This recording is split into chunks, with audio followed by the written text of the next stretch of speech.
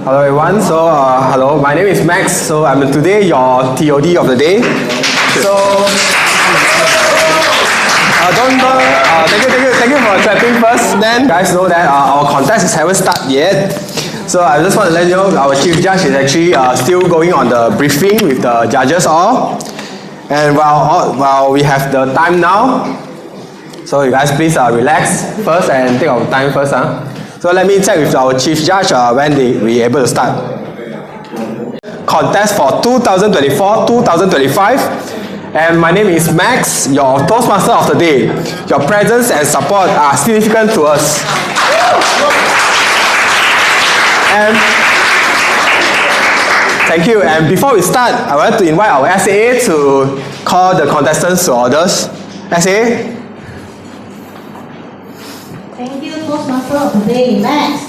Before we start the contest, here are some house rules that expected you to obey during the contest. First, please keep your phone in silent mode and refrain from any distraction during the contest. So now everyone, please check your phone whether it is in silent mode. Second, in case you want to know where are the washroom, you go to the staircase, you go down to the ground floor, then you go straight to the end. That's where the washroom is. Third, regarding in case any emergency, say, go down to the staircase and go to the nearest exit. Fourth, when the contestant is giving speech, you are not allowed to enter or exit the hall. Please obey the instruction from the SAA of this venue. You only can leave or enter the hall during the break time. Number 5, please maintain cleanliness in this venue. There's a dustbin near to the exit, or please keep your own belongings after the contest. And finally, if you have any questions, you can approach to the contest chair, Karna, or SAA. With that, I pass the floor back to Toastmaster of the day. Thank you, SAA, Carol. And I saw today a lot of clubs is joining this contest today and participate today. And I'm pleased to acknowledge members from different clubs. Please stand when your club name is being called for acknowledgement. And club name is arranged in alphabet order. So I would like to invite the first club is Inferno Toastmaster Club. Let us give a round of applause.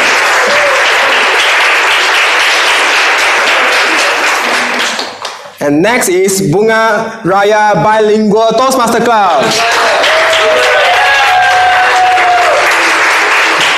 Next is Bukit Gelugo Toastmaster Club. BM Bigfoot Toastmaster Club.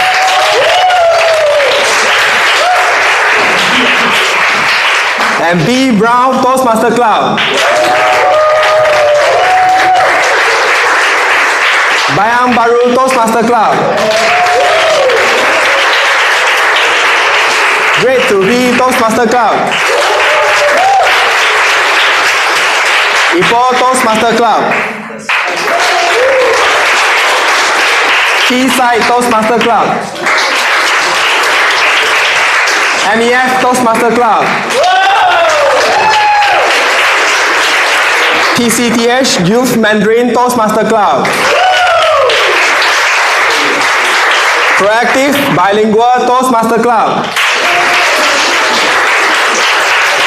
Seberang Jaya Toastmaster Club. Taiping Toastmaster Club.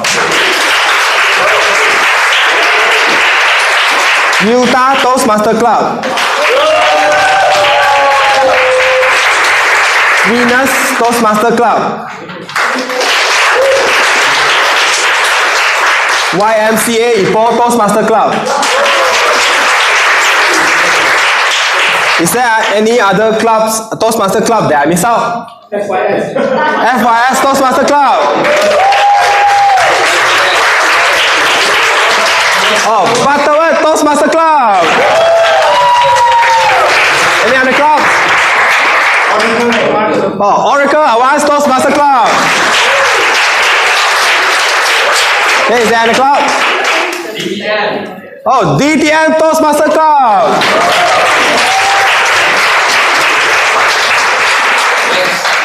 Ini ya, Lavangam Tamil Toastmasters Club. Lavangam Tamil Toastmaster Club.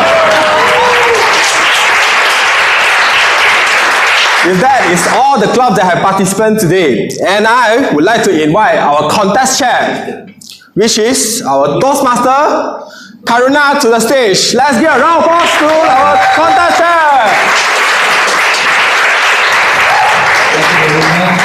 Thank you very much. Toastmaster Jay, thanks God. This morning I had a nightmare. I dreamt that there were more contestants than the crowd. But today I'm so happy. Right? Despite the challenges, the response is very good and the show shall go on. So I must thank many people, but I just mentioned three. Contest Toastmasters 3 or 4, Contest Toastmasters International Speech, Chong Yi, Contest Toastmaster Evaluation, Dr. Lim Chong Hui, Division Director H, Mohanita Zubina, Personal Advisors, Farida, Toastmaster Ninja, and all of you, right? So if you like today's event, please tell me. Oh, sorry, if you like today's event, please tell your friends. If you don't like, tell me. Back to the day. Thank you, Contest Chair. Yes, definitely. I was not telling you, but telling my friend that how awesome today is. So guys, let's do it together. Tell our friend that how good today will be. Okay? Okay? Yes. Okay, ladies and gentlemen, Toastmaster and guests, are you ready for today? Yes. Are you ready? Yes. So let's get the ball rolling. And we will begin the International Speech Contest. And I would like to welcome, let's give a round of applause to invite our speech contest Toastmaster Ki Yi to the stage.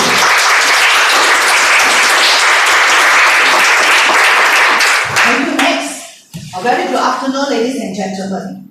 Welcome to Area H3 and H4 Joint International Speech Contest for the year 2024-2025. My name is Ki Yi, the International Speech Contest Toastmasters. Please take note that for today, there will be 2 areas contesting. We will now begin the International Speech Contest for Area H3. I would like to read the purpose of the contest as defined by Toastmasters: to provide an opportunity for speakers to improve their speaking abilities and to recognize the best as encouragement to all. To provide an opportunity to learn by observing the more proficient speakers who have benefited from their Toastmasters training. The contestant shall follow the same rules and will be judged using the criteria on the speech contest rule book. I have briefed them on all the rules of the contest and have confirmed that all contestants are eligible to compete, and they have been advised of the speaking area and timing instructions. I would like to ask all of you not to take photographs or video during the contest except for the official photographer. Kindly turn off or mute all cell phones. While a speaker is speaking, no one is permitted to enter or leave the room. The sergeant at arms will secure the doors when the contestant introduction begins. Kindly observe a minute of silence between contestants. Please honor this minute of silence for the judges to mark their balance. Do remain in your seat and observe a moment of silence after the last speaker until the chief judge signals that he or she has collected all the ballots. Protests may be lodged only by the contestant or judges to either the chief judge or contest chair prior to the announcements of result. Announcement of contest winner is final. Please keep in mind that each contestant selects their own speech topic. Some of the content may be personal in nature and contain language, ideas, or beliefs that some audiences may consider sensitive. Now, projected on the screen is the speaking order of the contestant from area H3. The Chief Judge for this contest is Franco Teo. Chief Judge, are you and your judges ready? Audience, are you ready? Yes! Now let's proceed with the International Speech Contest for area H3. I would now like to introduce the first contestant.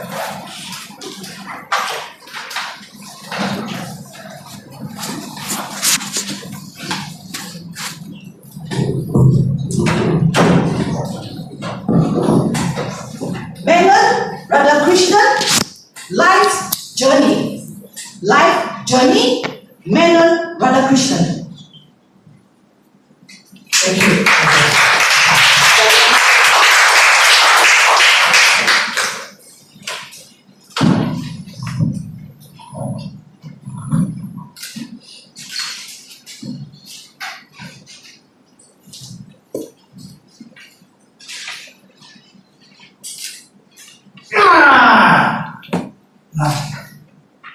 Just wake up. 10:30 p.m. 31st August 1950. A child was born with a deformity on the left chest. He had 50-50 chance of survival. He moved on because his parents believed in him. This is the actual of a person who from 0 to 18 was learning how to survive in the world that is seen. Maybe that's 1954, but remember, it is the same. Life is as per the time. I could not play sports. I could not run. Anything that I do physical, they get. But I had a father who believed in me that I will do things that every other child would do. It was hurtful.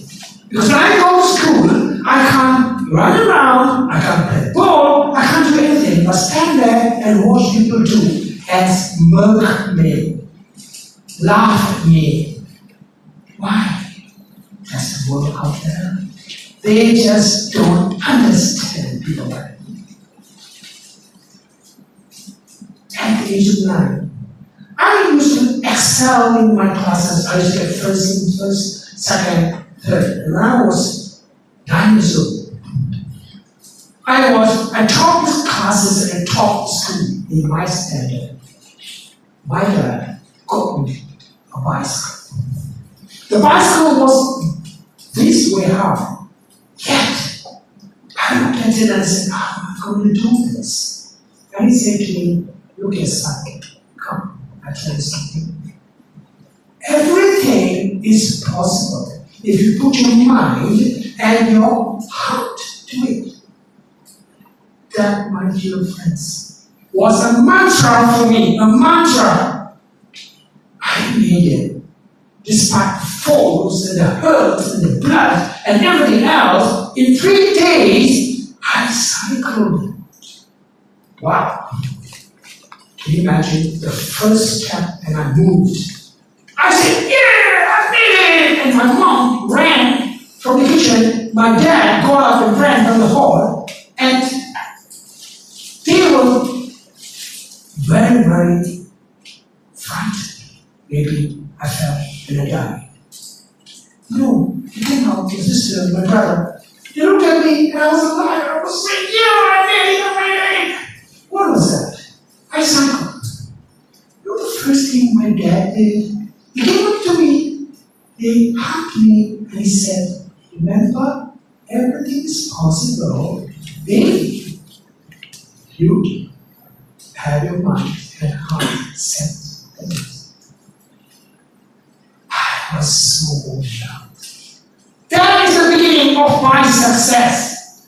Success in life. I excelled in classes. My father, because of my physical attributes, gave me books to read. From a young age, I was very fond of taking things again, of putting away things. Any toys given to me, I'll put it out piece by piece and put it back. Anything wrong in the house, in the table and is faulty, I will repair it. That was me. I was very curious about things, how did things happen in this world. I also had a thought, who am I? That was the beginning of my spiritual journey. Yet, I excelled in schools. I learned how to appreciate me and everyone else. I loved everybody at that age. That was the learning stage. That was the stage where I'm learning and learning. That's L for life. And I had compassion, passion, everything in me because of the situation I was in. But remember, I was working in encyclopedia because my dad bought me Britannica, Encyclopedia Britannica. I read from A to Z. I read, started off with stories and ended up with science and mathematics. When I go to school, if anybody's talking about anything, you know what? I was saying, I know, and they'll fed with me. I do know everything. It's the truth. Because I've read so much and I know what it is all about. That came from 18 to 45. Huh? That was this inspiration stage where I want to show everybody I'm a manager, I'm this, I'm that, blah, blah, going on like that, proud of myself. That was the inspiration stage. I like to show everyone who I am. I did well in my studies, have it up, became an engineer, I became a manager, blah, and then eventually, I got married, had children, responsibilities, and more. From that stage, I went to the stage of fulfillment. That was the fulfillment, getting everything accumulated, bigger car, house. That was the satisfaction. From 45 to 55, fulfillment age went away. Now is the evolving stage. You know why evolving stage? The evolving stage is when I sit back and I think of all the situations. Is it worth it? No, my dear friends. It's not worth anything because there was no happiness. Happiness doesn't come with fulfillment, doesn't come with learning, doesn't come with inspiration, but it comes with the evolvement. Evolving meaning going into spirituality and asking yourself, who am I? Am I happy? No. 50% happy, 50% not unsatisfied. But I did it, guys. I did it with what mantra? Everything is possible if you put your heart and your mind to it. Now I'm very happy here. Back to you.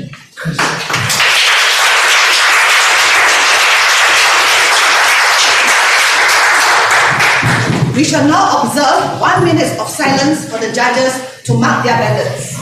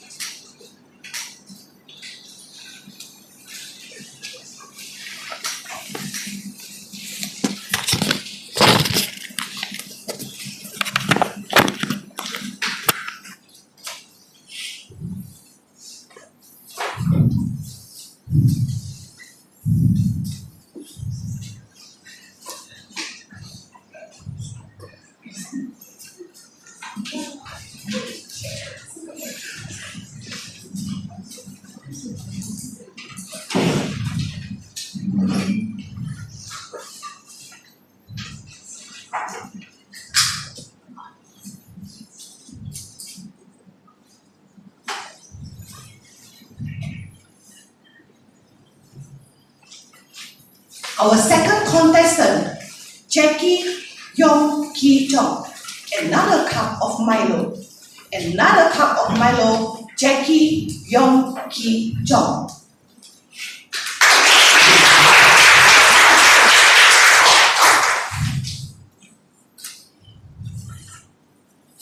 Another cup of Milo? Do you? Yes. Anyone here like to drink Milo? You think Milo tastes differently in different places? Yes. My father told me this. It happened 5 years ago when you were admitted in Fatima Hospital, just 2 weeks before he passed away. My father said, and I told him, the Milo here tastes so much better than the one at home. It was just a cup of Milo. And for that, my father will ask for another cup of Milo. And of course, the nurse will just happily oblige. It was just a cup of Milo, or another cup of Milo, but yet it kept me pondering for such a long time. And today, I want to do some reflection of the life of my father. My father was the second generation of immigrant from China. Was born during World War II. So his childhood had nothing but tough. Yes, tough. Everything was just tough. He didn't even finish his primary school. He started work when he was just 11 years old. And he worked as a shop assistant in a grocery shop. He worked there for 13 years. Then he got married to my mother. As soon as he got married, you know that he cannot work in that shop anymore because the income was just so low. So he took the 2,000 ringgit from my grandma and opened another grocery shop 15 minutes away from his boss shop. The kampong is called Kampong Selapo. Very boring, very isolated village. Can you imagine? There was no electricity. And of course, no entertainment. But ultimately, my father found his ultimate entertainment with my mother. So the family keep on growing up. So I have another 3 siblings. Together with my father, my mother, my grandpa, and grandma. All together, we have 8 people. When the family getting bigger and bigger, then the expenses were getting higher and higher. Then my father noticed the income for the grocery shop is not enough to cover the whole family. So he decided to become a school bus driver. So he becomes a school bus driver. Then my mother will take care of the grocery shop so that the income will be enough to cover the whole family. Ladies and gentlemen, my father was a school bus driver. So every morning was his rush hour. He was just rushing here, rushing there. And the distance from one house to another house was just so far away. So for him, he just don't have the luxury to enjoy breakfast, particularly the cup of Milo. So for him, the breakfast was just a necessary energy booster to start his day. So we can't enjoy the breakfast. Ladies and gentlemen, my father discovered the unexpected comfort and the special taste of that Milo only toward the end of your life. How about you? Have you been busy and rushing through your life? Have you enjoyed the flower, the roses along your way? Ladies and gentlemen, a lot of time we have been rushing, have been busy, and we have forgotten a lot of small little things in our life. And do remember, there are a lot of enjoyment in a very small thing. Yeah, for my father, you may think just a cup of Milo, but it means a lot to him. And my message to you is very simple.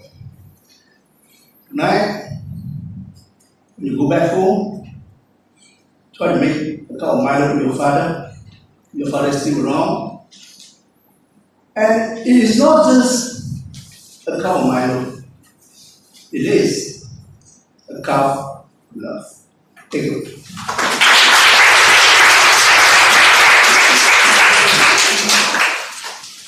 We shall now observe 1 minute of silence for the judges to mark their ballots.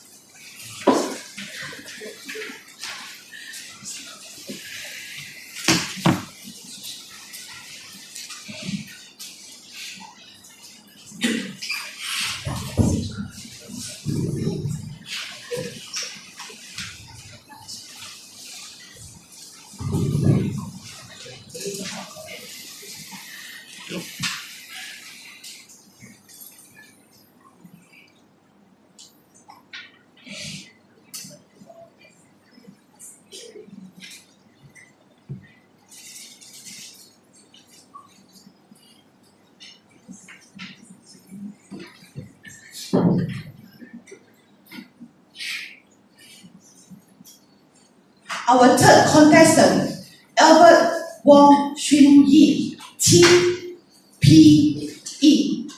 TPE. Albert Wong Xun Yi.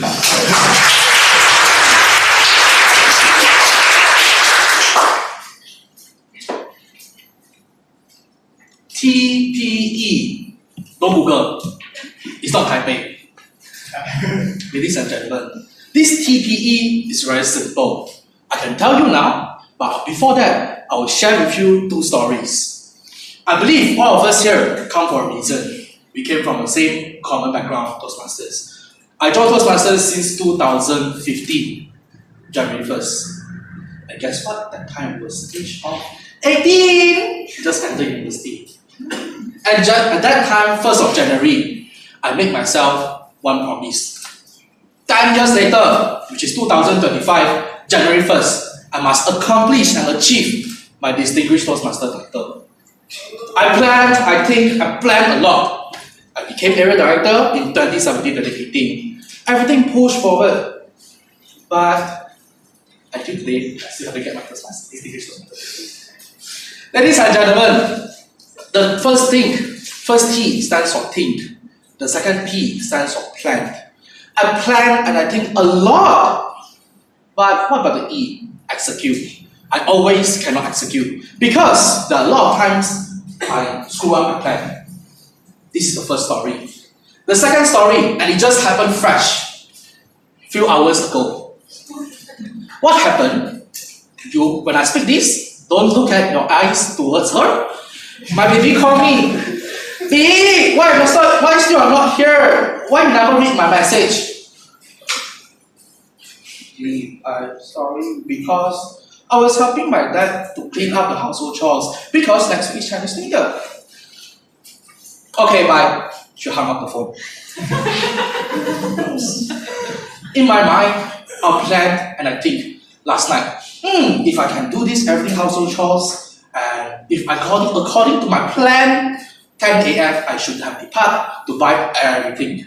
I can buy Panadol for her, I can buy cool fever pipe for her, I can buy herbal tea for her, I can buy lunch for her, I can prepare myself. But things came out. My dad told me, son, can you help me to carry this bouquet of flowers to the backyard? As a son, can I say no? If no, my dad would say, maybe he will issue me a show cause letter in subordination. And I think, no, I straight away help him. But what I get in return is, get bashed by my girlfriend. Shh. I was so frustrated, I was so pissed off because things does not go well as I planned. I think so much, I plan so much. Well, the E cannot execute. These two stories had just struck my mind, and because of one P, procrastinate, I did. Because of this, I think plan so well, but because I procrastinate, and sometimes things happen unexpectedly. I can't even meet my goals. If today I plan correctly, and I just can tell my dad that your son is going for area contest, and who knows if he won, he'll go for the division, and if he won for the division, he'll go to the district, and you'll be the proud of his son as well, right? Well, I could just open my mouth and tell my dad that. The next thing in my Toastmasters journey, I could just also don't procrastinate, just plan. And I think my club president and my club VPE always tell Albert, when you're going to accomplish your Line 5, when you're going to accomplish your DTM journey. If I just don't procrastinate, if it happens, maybe. Today, when I'm speaking to you, well, maybe you can see my social media on 1st of Jan, I already got the Distinguished Toastmaster Award. Until today, I haven't got it because of this procrastinating. So these two stories, think and plan. We can always think a lot. We can always plan a lot. We can have A to Z long list of plan. We can have A to Z long list of thoughts. But if T and P works well, and you don't have the E to execute because you have to procrastinate things kills you, I can tell you, it will not happen when you execute. So ladies and gentlemen, these stories just tell me and just a wake-up call to me. I joined Toastmasters since 2015, January 1st, and I told my girlfriend, B, I tell you right, this year annual conference, let us go because maybe I'll get my Distinguished Toastmaster Award and maybe we can get a triple crown and who knows, I may represent division as well. We do not know, right? So let's achieve for it. And until today is a wake-up call for me. She scolded me in the call, but it's a wake-up call for me. Even though I forgive her, I bought everything for her, and she's happy right now. but I have still one thing I haven't achieved, which is my Distinguished Toastmaster Award. So I will definitely go further and achieve it because I already have T, I already have P. The next part is my E, execute. So ladies and gentlemen, to all of you, in every part of your life, if you have think, you have planned, but you never going to execute it, what will happen? You will always procrastinate and your goals will always stuck there. But don't do this to your wife or your husband because you'll get scolded. With that, over to you.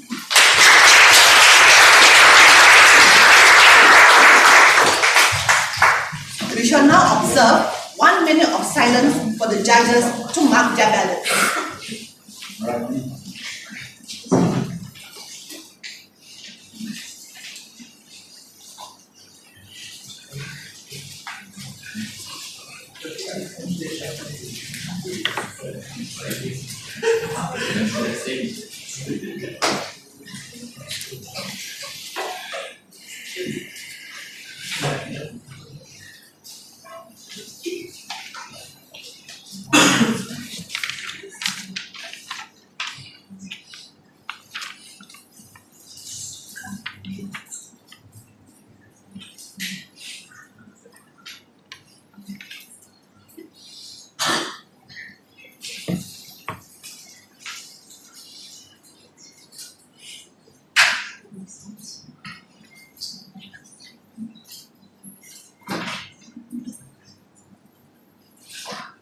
Our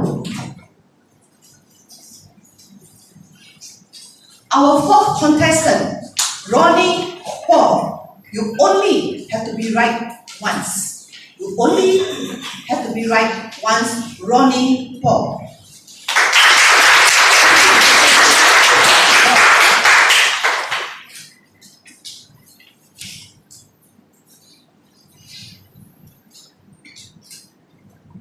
We have heard many failure stories about the well-known people.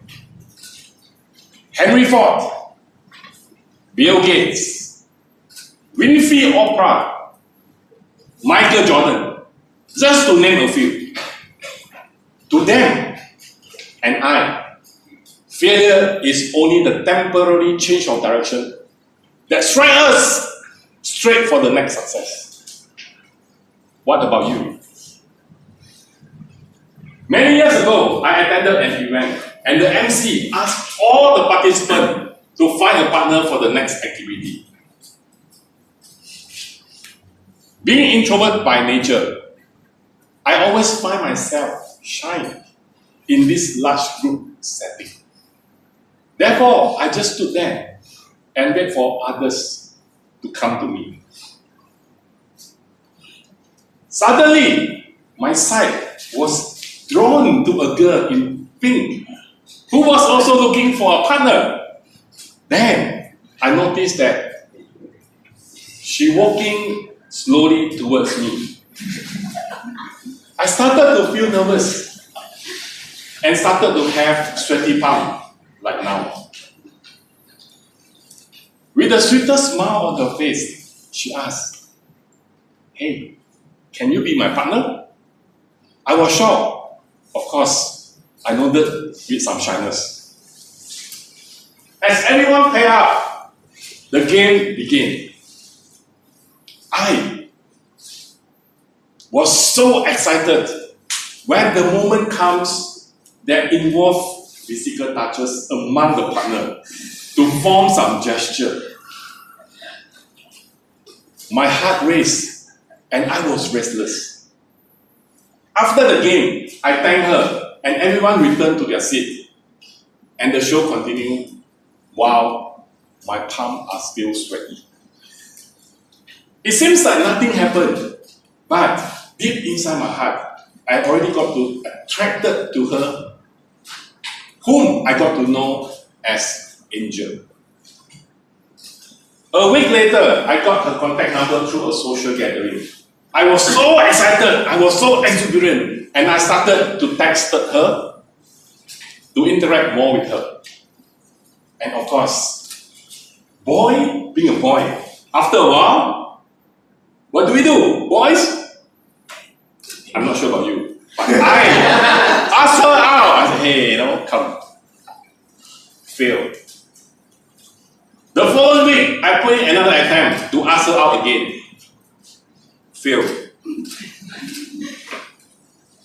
2 weeks later, put in another effort. Failed. Oh my gosh. I'm giving up. During this dark moment, I saw an inspirational quote which says, "It doesn't matter how many times you fail. It doesn't matter how many times you almost get it right. No one knows or cares about your failures. Neither should you. What you need to do is to learn from those failures and those people around you, because what matters is you only get it right once." I also remember the core values of Toastmasters, which form the acronym of RISE, which always inspire me to rise. Over the years with Toastmasters, I've learned to be prepared, because opportunities only goes to those who prepare. I've learned to be confident, because that is the fundamental for success. I've learned to be perseverance, because life is a wonderful journey and we shall move on. With that in mind, I decided to press forwards once more. And finally, Angels agrees to go for a date.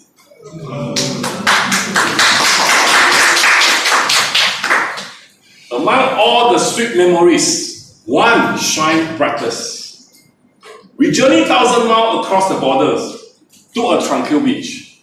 That night, under the canopy of the shimmering stars, our laughter echoed through the night, accompanied by the melody of joy, which danced with the wave. Under that magical moment, as the star bore witness to our love, our heart intertwined, and our love journey began. I am increasingly attracted to Angel, and my love to her grows every day. Even today, I'm wearing her favorite colors, all black. It is not because of her charismatic and radiant, but it's also of her divine to inspire me for success. My fellow friends, life sometimes it is as lovely as the Benz 300 series. Sometimes it is as tough as a Toyota Hilux. When life is lovely, we enjoy it. When life is tough, Angel will always be there, motivating and keep me going. Come to think about this, she would probably be the guardian angel that sent over to love me, guide me, and lead me. All I need to do is just to follow her. Fellow Toastmasters, all my friends, we must not be afraid of failures. If it is important to us, if it really matters to us, if we wanted it so much, we must put in the effort, be perseverance, go all out to achieve our dreams. After all, it doesn't matter how many times you fail. You only have to be right once. Thank you.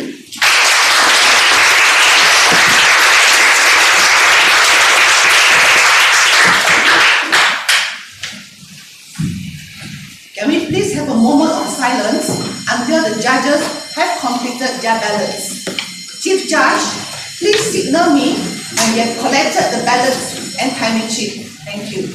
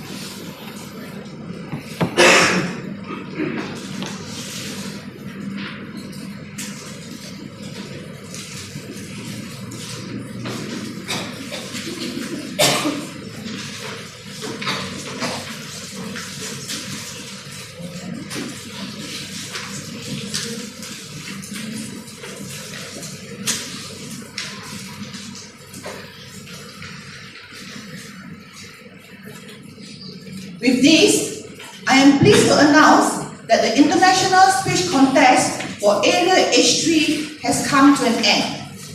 We will now begin the International Speech Contest for Area H4. I would like to read the purpose of the contest as defined by Toastmasters, to provide an opportunity for speakers to improve their speaking abilities and to recognize the best as encouragement to all. To provide an opportunity to learn by observing the more proficient speakers who have benefited from their Toastmasters training. The contestant shall follow the same rules and will be judged using the criteria on the speech contest rulebook. I have briefed them on the rules of the contest and have confirmed that all contestants are eligible to compete, and they have been advised on the speaking area and timing instructions. I would like to ask all of you not to take photographs or video during the contest except for the official photographer. Kindly turn off or mute all cell phones. While the speaker is speaking, no one is permitted to enter or leave the room. The Sergeant-at-Arms will secure the doors when the contestant introduction begins. Kindly observe a moment of silence between contestants. Please honor this minute of silence for the judges to mark their ballots. Do remain in your seat and observe a moment of silence after the last speaker until the chief judge signals that he has collected all the ballots. Protests may be lodged only by the contestant or judges to either the chief judge or contest chair prior to the announcement of results. Announcement of the contest winner is final. Please keep in mind that each contestant selects their speech topic. Some of the content may be personal in nature and contain language, ideas, or beliefs that some audiences may consider sensitive. Projected on the screen now is a speaking order of the contestant from area H4. The chief judge for this contest is Franco Teo. Chief Judge, are you and your judges ready? Audience, are you ready? Yes. Now, let's proceed with the international speech contest for area H4. I would now like to introduce the first contestant, Pei Pei Li. Who am I? Who am I? Pei Pei Li.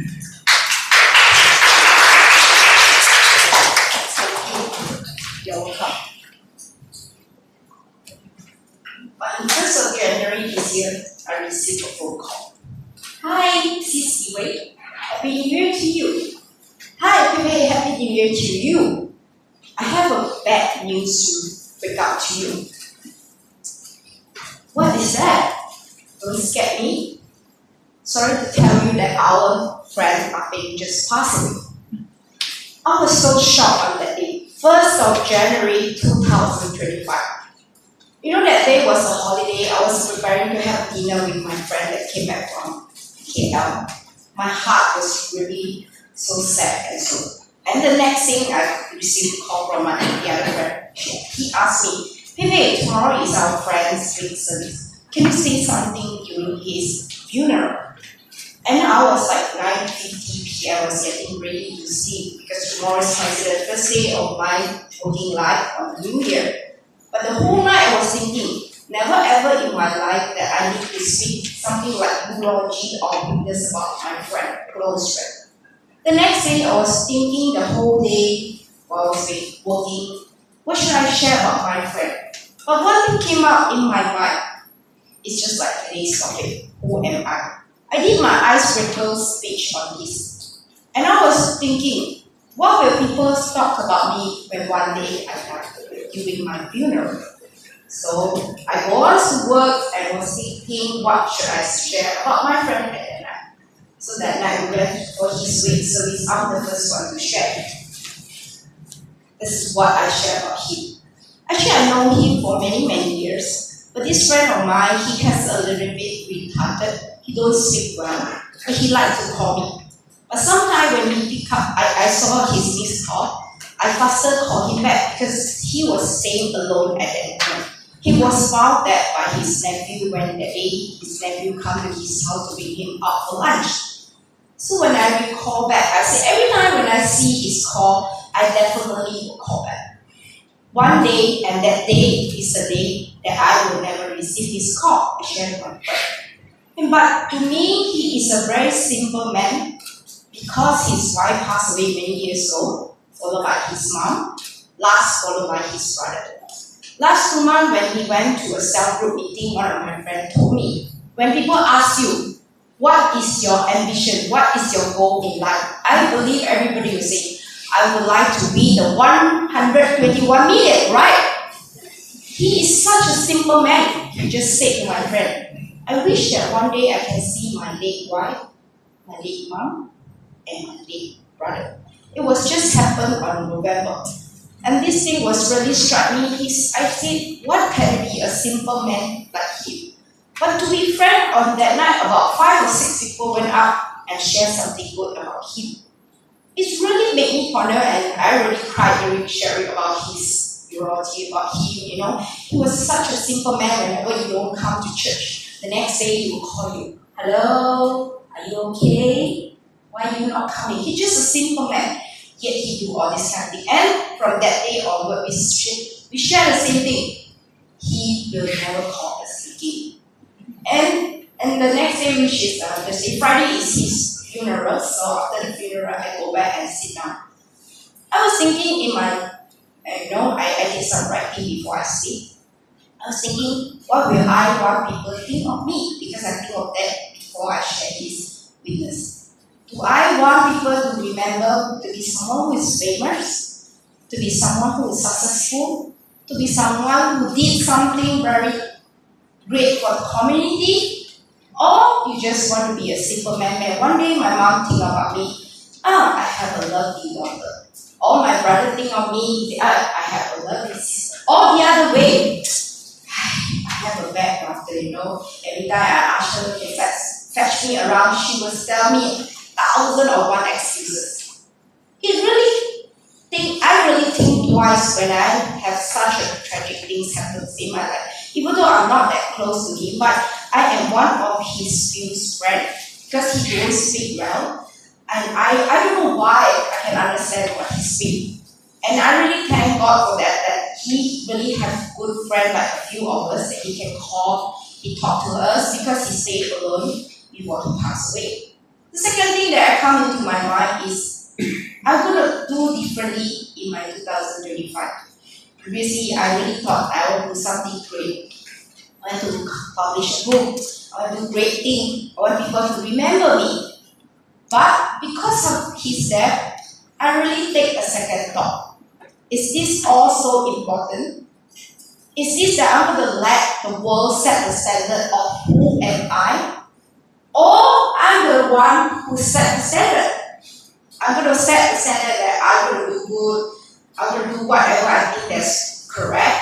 I don't have to be let the world to tell me, hey, you need to be successful, you need to earn 1 million, you need to have 2 houses, you need to have 3 cars, all these things will go away the moment we take our last breath. I used to watch a video asking a guy who is 101 years old.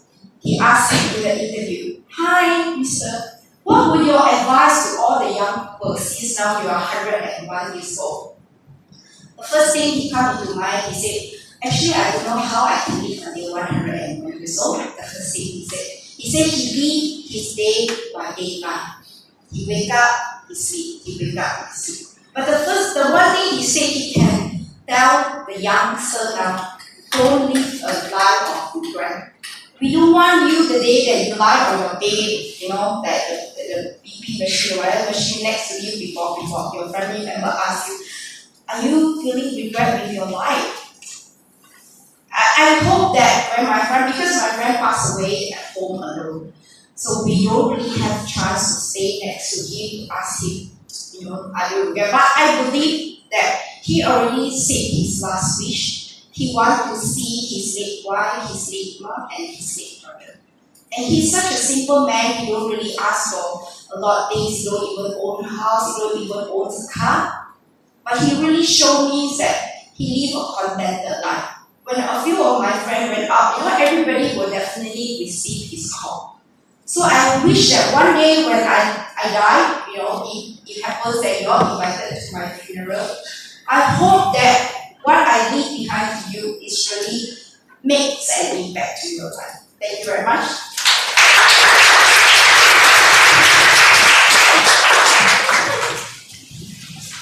We shall now observe 1 minute of silence for the judges to mark their ballots.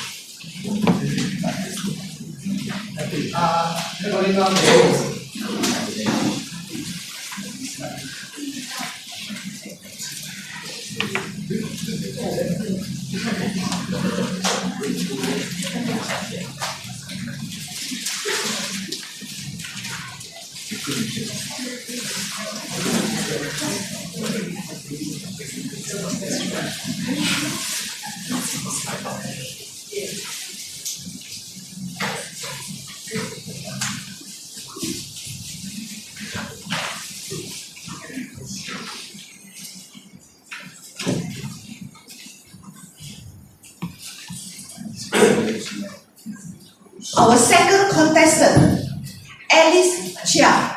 Flowers. Flowers. Alice Chia.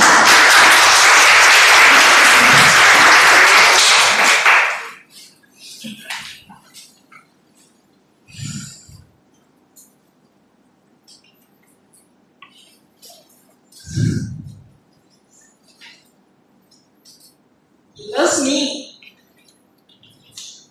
He loves me a lot. He loves me. He loves me a lot. Ladies, are you a big fan of flowers? Yes, miss. And do you wonder why flowers are always so expensive? You need to get a picnic on the Valentine's Day just to get them.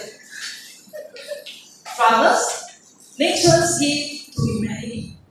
Whenever my girlfriends notice a new bouquet on my social media, they will not simply let me go but just say, wow, so pretty. The busybody in them will ask for explanation. Alice, spill the tea. Who are the flowers from? So, everyone, please lean in closer, and I will spill the juiciest stories about my exes. My first show was, of course, from my first ex, the puppy love. I first started dating when I was 19. Then he was a prince charming who swept me off my feet for the very first time we met. Then came the first date, the first I love you, and of course our first kiss. We spent more than a decade together, but sadly, as I hustled to grow up, our relationship didn't grow at the same pace as the growth. The puppy love slowly became angry dogs. Petty fights turned into huge arguments, and before long, we drifted apart and ended our relationship. Ending a long relationship can feel like losing a part of myself. I thought my life would end. But little did I know, within a matter of months, I was ended. My second dose. It gave me the excitement and energy again. I dedicated a lot of my time into this relationship.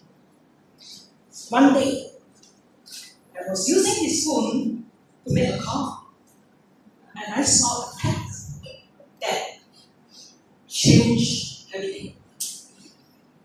Suddenly, I found out that I'm not his only rose. My world came crashing down again. I was lost. Nevertheless, this red rose didn't hurt me as much as my first love, as it was a mistake, and it was also a wake-up call. A lesson that reminded me I need to be more aware of my own worth. Besides spending time on others, I need to work on grooming that inner rose within myself. Fast forward 5 years later, I discovered my self-worth. I became an independent woman who can pay my own bills. I was out of dating scene for a while, as I believe. Who need a prince when you are your own queen? However, when night grows quiet, anxiety will whisper. Alice, your life will be perfect without a man. soon enough, the universe sent me. Yeah, another rose! This time, rose that I received can feel like it could be the forever flower that I have been searching for. Our personalities, values, dreams align. Unfortunately, the universe was playing a trick on me again. We spent many wonderful times together before fate turned its back on me. He left this world before I had a chance to say goodbye. This rose, like any flower, will run its course and die. And it taught me the value of living life to the fullest every single day. Ladies and gentlemen, life is full of meaningful relationships, be it with your partners, friends, or family, regardless the great one or the downright toxic. Each one will teach you something about yourself. Every relationship that we experience can be expressed through the purpose we left behind and the flower we choose to bring into our life. It is the perfect replica of our time here on earth. Planting, growing, blooming, or eventually withering. Every flower will bring us closer to our true authentic self. Flowers. It is nature's gift to humanity. What lesson did it teach you today, my friends?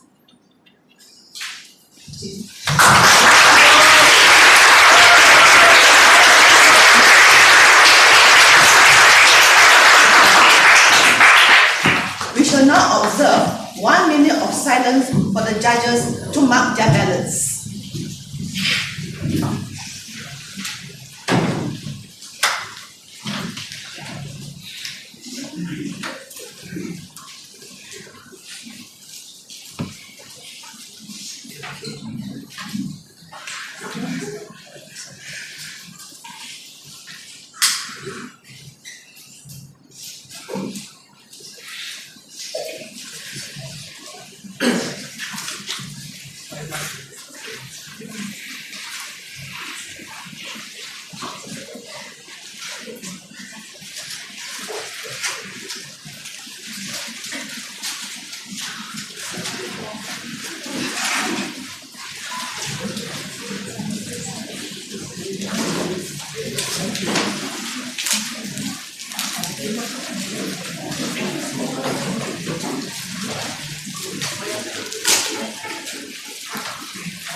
Our third contestant, Jin Wang Zhang. Impossible.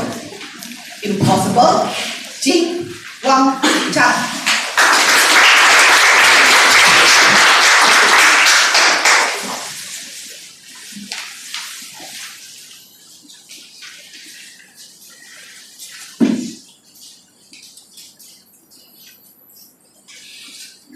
Ladies and gentlemen, how many times in your life that you have heard this word?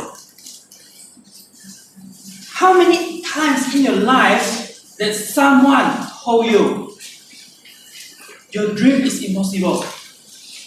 The thing you want to achieve, there's no way for you to achieve it.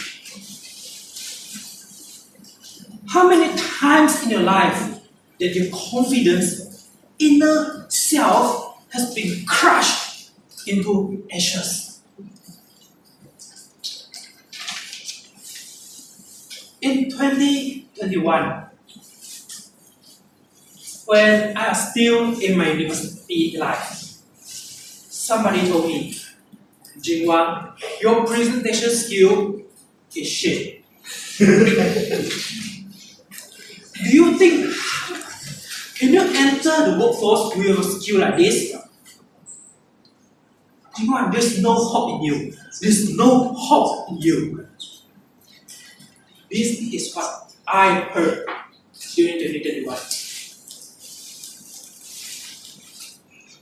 My confidence will crush into ashes until someone approached me, inviting me to a Toastmasters open house meeting, where I saw every single confidence speaker sharing their speech in front of the stage.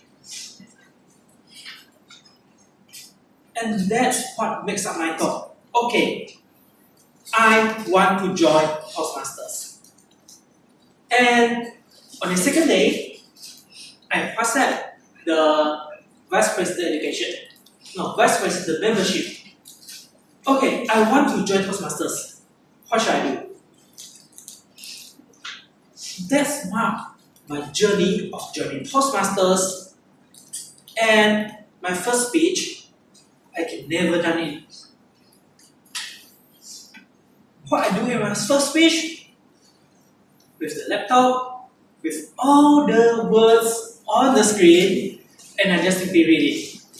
Good afternoon, fellow Toastmasters and guests. I am Jin Wang. My very first speech in Toastmasters.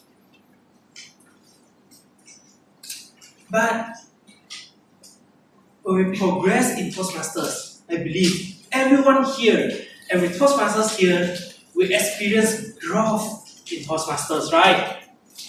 And as of today, 3.5 years after joining Toastmasters, here I am, able to share a speech in front of you guys physically, in which 3 years back, this was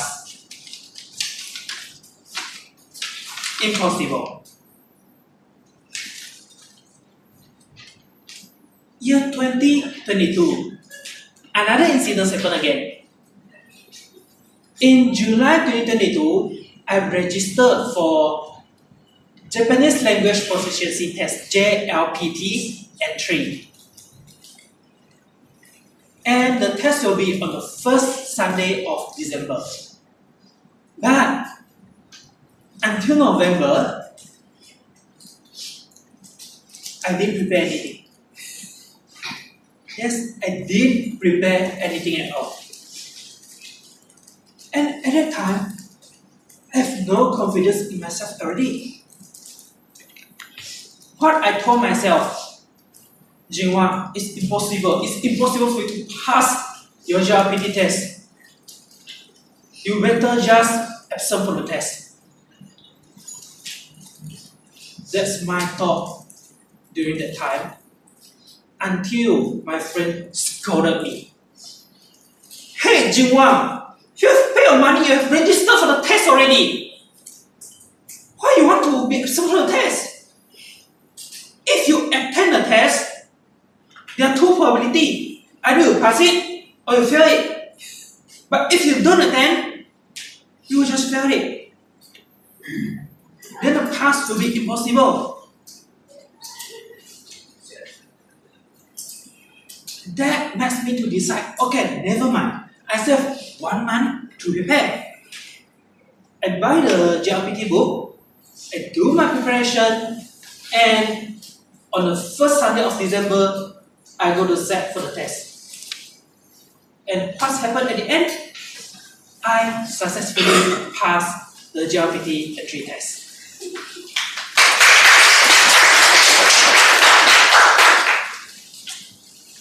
In 2023, again another story when I have to organize the speech contest for Proactive Bilingual and FIS Toastmasters Club. 3 days before the contest, no role players. And I was so sad. I think it is impossible to have the contest to progress. I don't know what should I do. And I go to text our division director. Boss, how ya? 3 days before the contest, still no raw player. How can I continue to organize it? But he motivated me. We sit down, go through the speech contest rule book, and we see how can we proceed the contest with minimum role player. And at the end, we still able to have the joint contest being organized successfully. So ladies and gentlemen, if someone told you it is impossible for you to achieve something, remember, although we have this word in our mind, in our dictionary, right? Don't erase this word. Take your pen, add one stroke here. It's not impossible, but it's I'm possible. Believe in yourself, put action to it, and definitely you will achieve the dream that you would like to achieve. Back to you.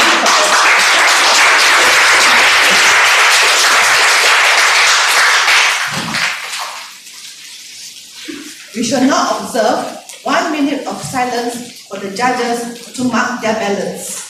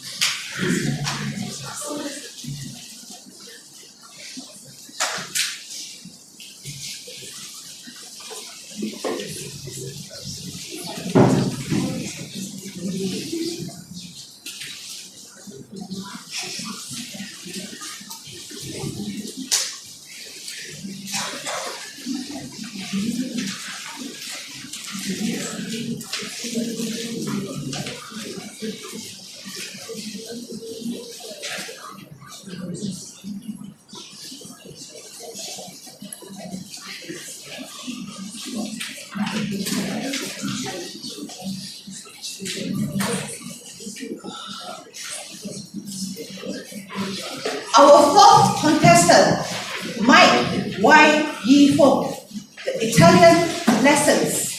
The Italian lessons, Mike Y. Yi Fong.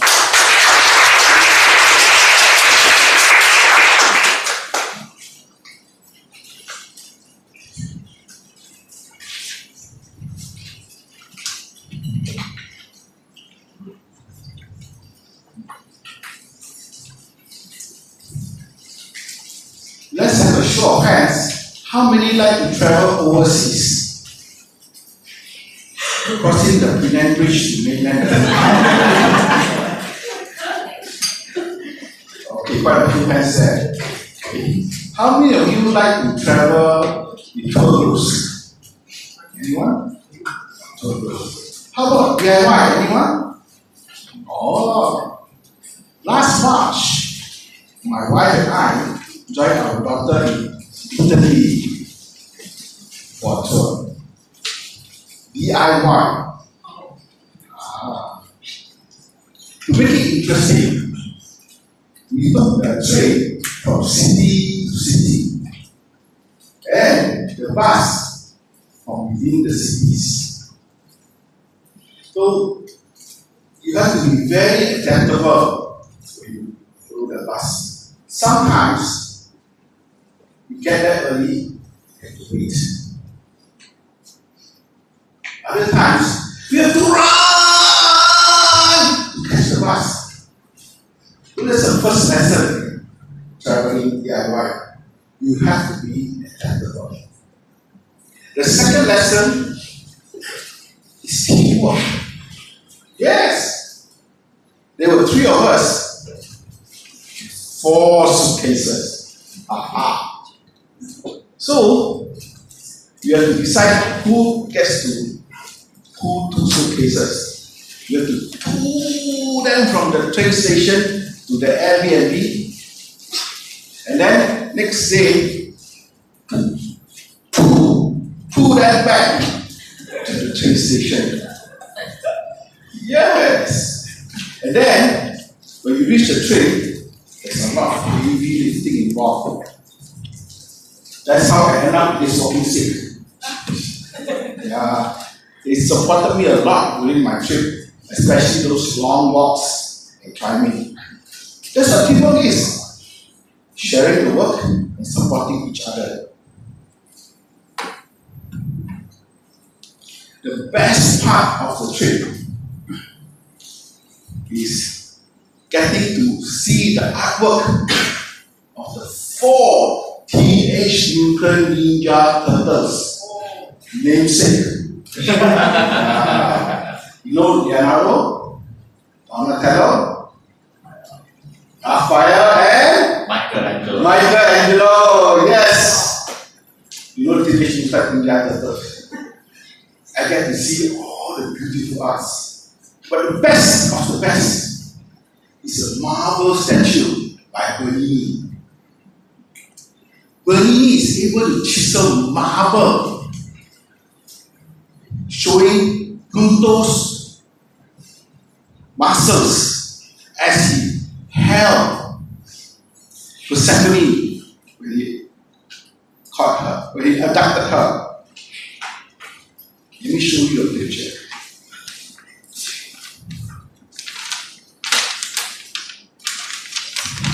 This is how he chiseled marble, very hard stone, into life statue. It's a miracle. Ladies and gentlemen, in Toastmasters, we also see these miracles. Remember when your speaking roster is full, what do? You call other clubs. Hey, do you have an open slot? And sure enough, you can get slots from different clubs, different areas. You can even Zoom. Right? So you can go to everywhere in the world. You have to adapt. Look at how we have adapted since MCO. Second thing, teamwork. Remember when you don't have enough role players? What do you call? What's up, group? District 51, VPE, Division H, and Toastmasters will come and help you. You know, our VPE works very hard to fill up the roster every meeting. He does it every meeting. Imagine that. That, ladies and gentlemen, is teamwork. And now, a miracle happens. Non-speakers become good speakers. And good speakers become contest champions. Yeah. I know there are some of you out there today. Let me leave you with a quote from Henry Ford. Come together is the beginning. To stay together is progress. To work together is success. In Toastmasters, we adapt, we work as a team, and we achieve miracles. Back to Toastmasters.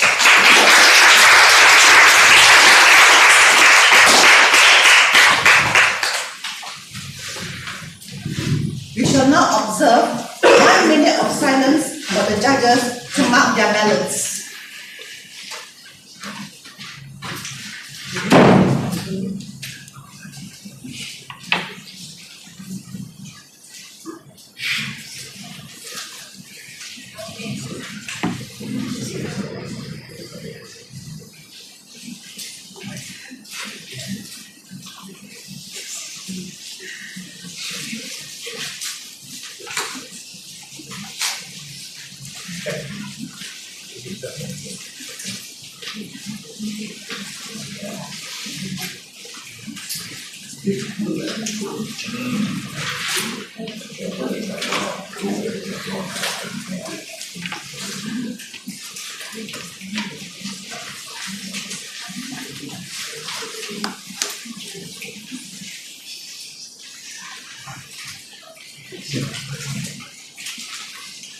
Our fifth contestant, Zi Qing Dan.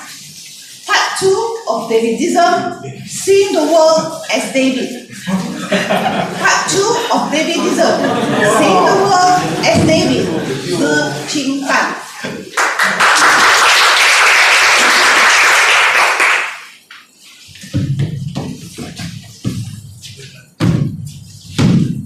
Pop quiz. Now, ladies and gentlemen, how do you describe the color red to a blind person? Can anyone guess? Take a guess. Blood. Okay. Danger. Nice. I like the word danger. Now, ladies and gentlemen, why do we associate the color red with danger? It's because when we're young, when we fall down, the first thing we scrape is our knee. The thing that comes out is blood. Our life force draining in front of us, the thing that keeps us ticking, is slowly leaking out of our bodies. And because of that, we associate danger with the color red. Now, ladies and gentlemen, welcome to Davidism Part 2, seeing the world as David. Now, Davidism is not about David, although it has the name. It's about putting the skills of David in each and every one of you. For today, I'm going to teach you guys something how I see the world. Like that blind person in my story, I don't just see the world with eyes. I see through the world and see beyond it. To make you realize what I'm doing, let me give you a story about how I used to study. Now, ladies and gentlemen, I have a deficiency. I can't remember things a lot. I can't remember textbooks, facts, figures, whatever. But I am an accountant, and I still can't remember a lot of things. Back when I was in my study days, I have a hard time memorizing a lot of the transactions, the debits and credits. If you're in accounting, you will know there is a lot of things you need to know. Every time, my peers would outrank me simply by memorizing how each transaction and all of their debits and credits work. And when exam time comes, they will just plug and play. And they will win, ladies and gentlemen. They will always win me. Up until a point, I thought to myself, I stand. And I stand, I sit. I thought to myself, what can I do to make sure I'm ahead of the curve? To make sure that I'm better than them in the final SPM marks. I realized I don't need to memorize every single transactions out there. I just need to see beyond the transactions to understand the entire accounting process. And because of that, I my SPM with flying colors, and I got a good A at the end of that. But for those who don't know accounting or who don't even like accounting, let me talk in something that we all would have a little sense of. Anyone here is in a relationship? Raise your hands if you are in a relationship and have a partner. Raise your hand right now, don't lie. I love it, ladies and gentlemen. You guys are awesome. Now, ladies and gentlemen, in a relationship, what is the objective truth of a relationship? What is the final goal? To get married. Ladies and gentlemen, who planted that idea? No, Mike, it's not you. It's our parents. It's the society that plans us to be in a relationship. The end goal is to get married. But ladies and gentlemen, is it that simple? No, we don't go into a relationship just so that we can have a legal letter that says you two are together. We want to be in a relationship so that we can write love letters to each other. So ladies and gentlemen, do you see what I'm telling you? See beyond the objective truth. To see beyond what people have been telling you all of your life. Sometimes when people tell you things, it's not that they don't know or it's false. Maybe they don't see the bigger picture. And because of that, they don't tell you the whole story. What about Toastmasters then? Ladies and gentlemen, in Toastmasters, we want to see beyond the objective truth of Toastmasters. Our core values of integrity, respect, service, and excellence. I feel, ladies and gentlemen, that we have been neglecting our core values. I don't feel like we're putting emphasis enough in our core values anymore. Along the way in our Toastmasters journey, we got sidetracked.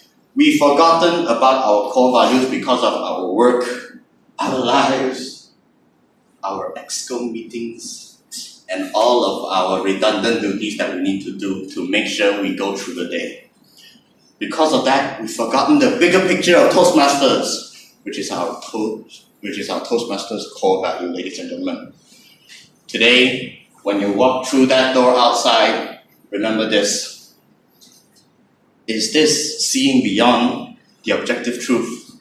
Is this how David sees the world? And the answer is yes. Then, ladies and gentlemen, you have learned something today. And with that, I end it with a quote from a very, very awkward toy character.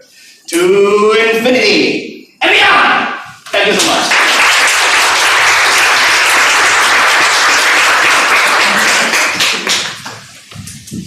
We shall now observe 1 minute of silence for the judges to mark their ballots.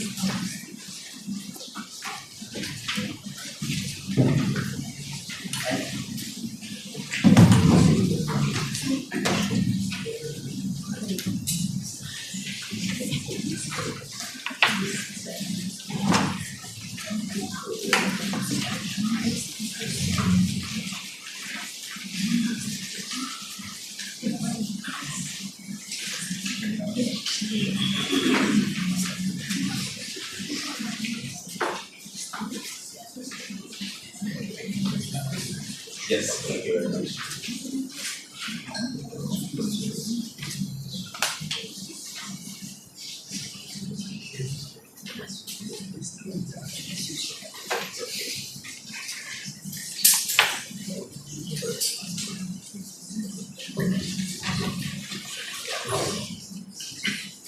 Our sixth contestant, Jin Eun Lim.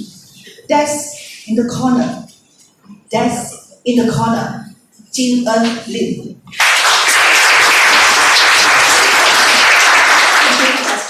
You're welcome.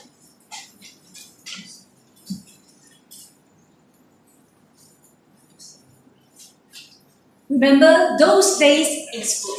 I believe you have seen a group that always sitting at the front, at the back of the classroom, a little bit rebellious.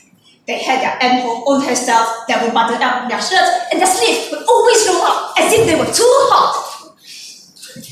And then there was me, always hanging around with them, sitting at the corner, thinking we were friends. The leader, one of them, let's call her the chili padi. Small but fiery. She would always like to ask for my food. Okay. Buy me food. Teacher's coming, give me a book, give me a book. Do you ever have a friend who only calls when they need something? That's the time I realized maybe it is not about friendship. It is about them always taking and I always giving.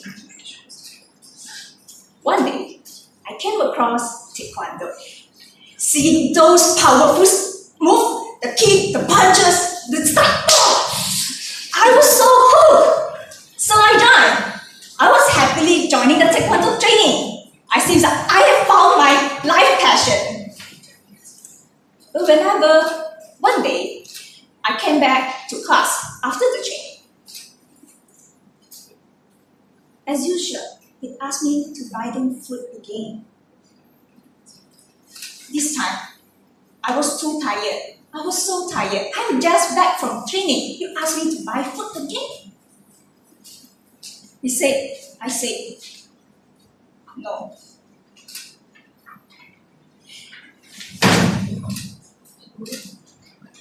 Who do you think you are? Just because you can kick, you think you're above us?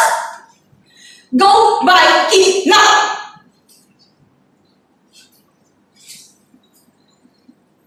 The whole class froze. I was trembling, not just from fear, but from disbelief. I have done everything for them. Skipping the class just to buy them food. Lend them textbook so I get a punishment. And then allow them to tease me so that we can continue being friends. But that's my reward. Humiliation. That's the time it hit me. It wasn't the friendship. They never care about me. They only care what I can do for them.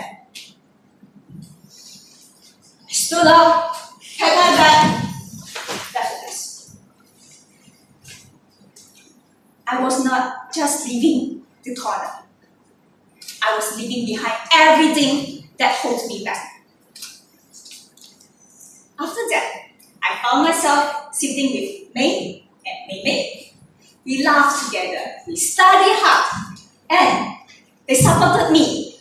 We supported each other. When I talk about my taekwondo training, they cheered me on. They even came to my competition and celebrated when I won. Yes, that's the friendship that I want. They don't just take, they lift me up.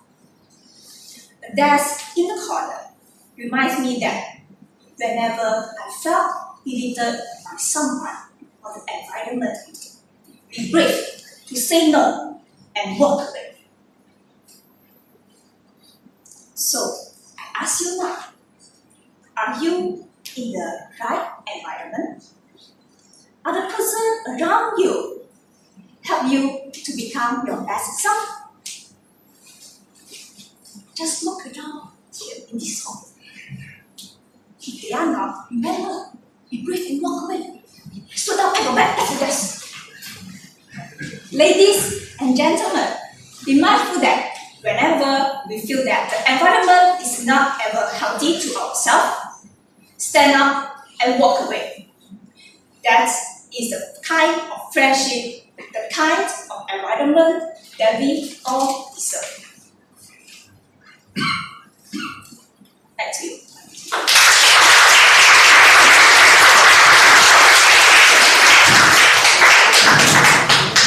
Can we please have a moment of silence until the judges have completed their ballots? Chief Judge, please signal me when you have collected the ballots and timing sheet. Thank you.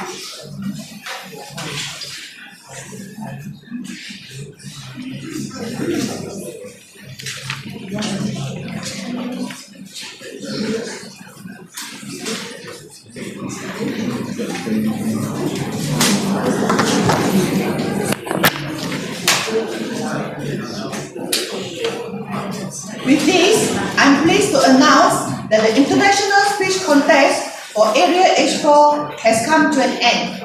I shall now hand the floor to the Toastmaster of the day, Max. Go. Thank you, Contest Toastmaster Yi. And what a wonderful performance delivered by all the contestants. Let's give a big round of applause for their efforts.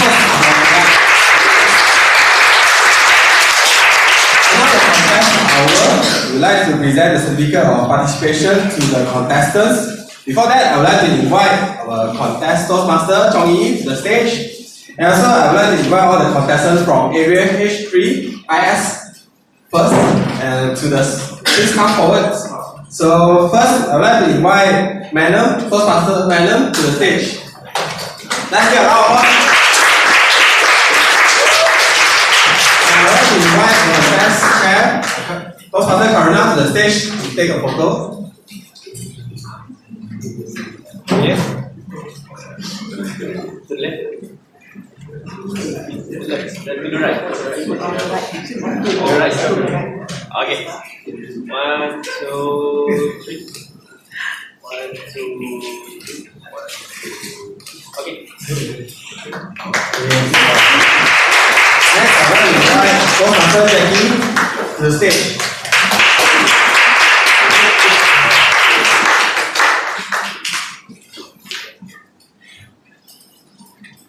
Right.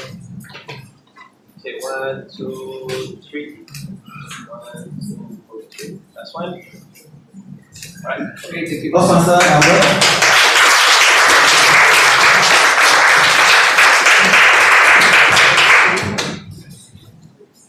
Okay, 1, 2, 3. That's one. Okay. And then it's Toastmaster Albert.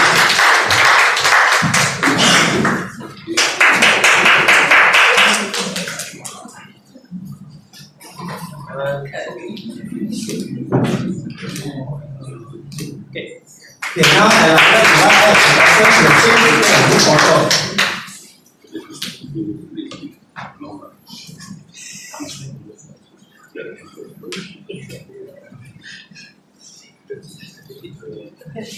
Okay.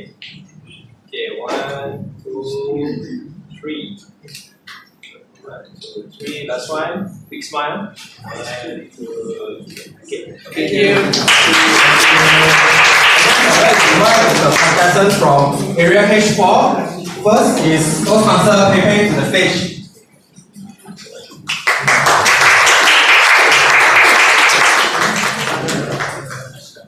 Okay, 1, 2, 3.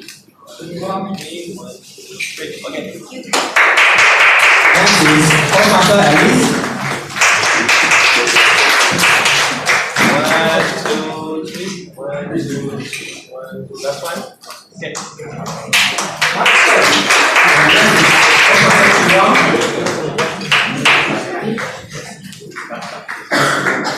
Stop here.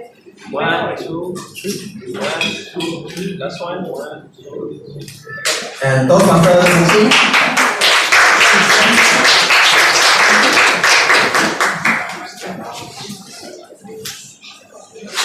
1, 2, 3. 1, 2, 3. 1, 2, 3. All right. Toastmaster Mike.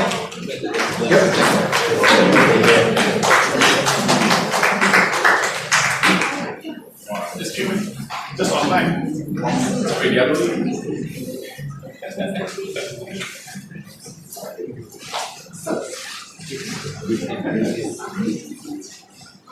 Okay. 1, 2, 1, 2. Last one. Big smile. Okay. And next is Toastmaster Shivan.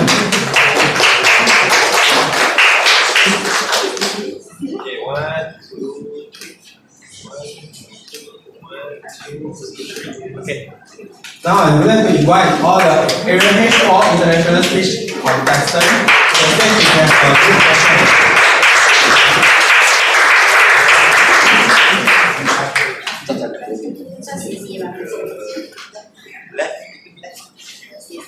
Sideways.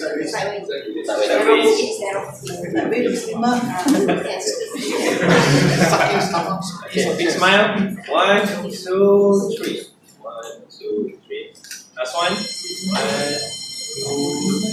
Okay.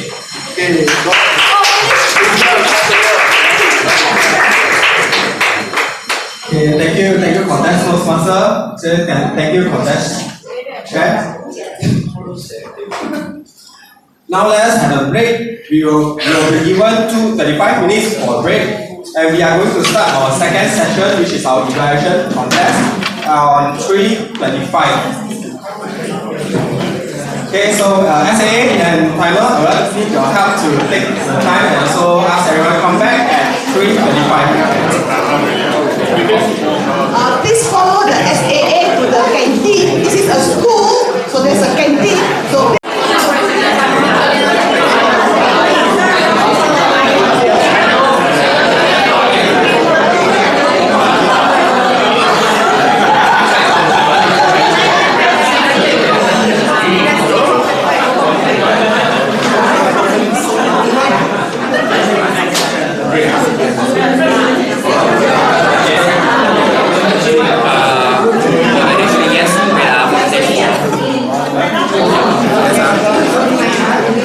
Everyone, please, take a seat. Take a seat.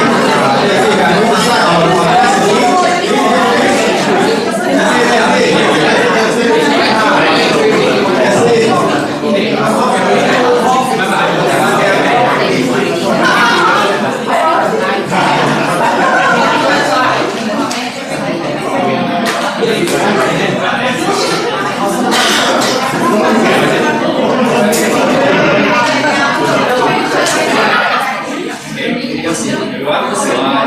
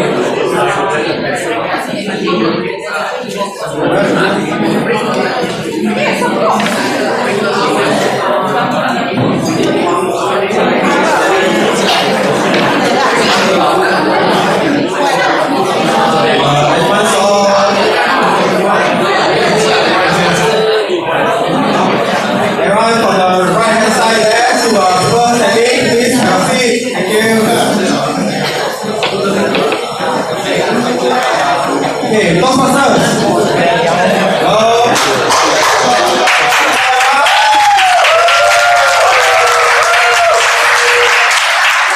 Thank you. It's been a long time that I can come back here and talk to you guys again. And I hope that just now the lunch and you guys enjoyed the refreshments. Okay, so now welcome back, and now we're going to begin our second session, which is our evaluation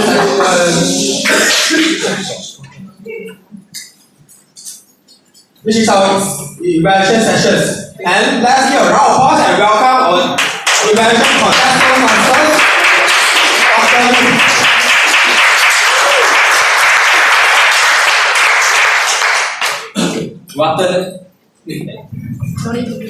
Good afternoon, ladies and gentlemen. Welcome to Area H3 and H4 Joint Evaluation Contest for the year 2024-2025. I am Dr. Lee. The evaluation contest Toastmaster. Please take note that there will be 2 areas contesting today. We will now begin the area history evaluation contest for the year 2024-2025. I would like to read the purpose of the contest as defined by Toastmasters.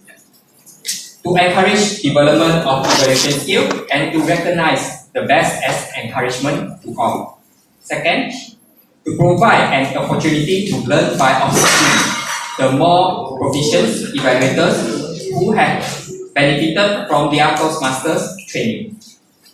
The contestants shall follow the same rules and will be judged using the criteria on the speech contest rule book.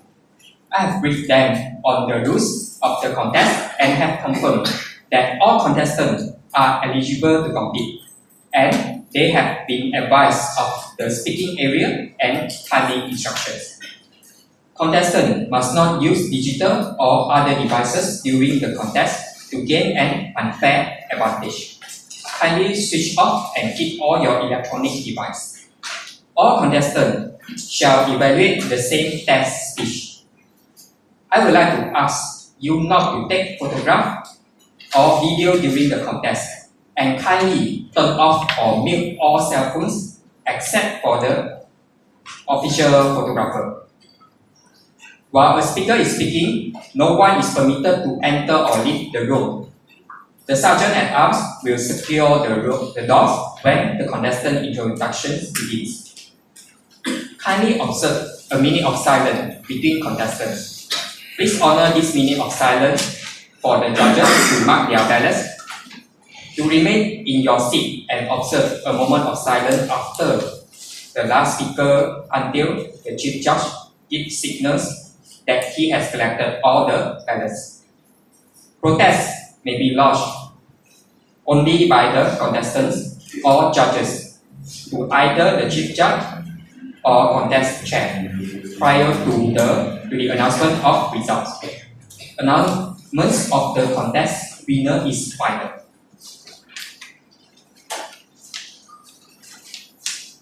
Projected on the screen now is the speaking order of the contestants. The chief judge for this contest is Frank O'Teal. Chief Judge, are you and your judges ready? Yes. Audience, are you ready? Yes. Now, let's proceed with the evaluation contest. Now, I would like to call upon our test speaker for Area History Evaluation Contest, Ang Hock Soon.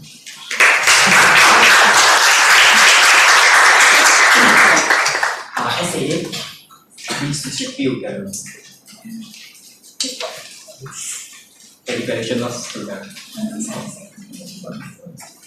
contestant. Manual.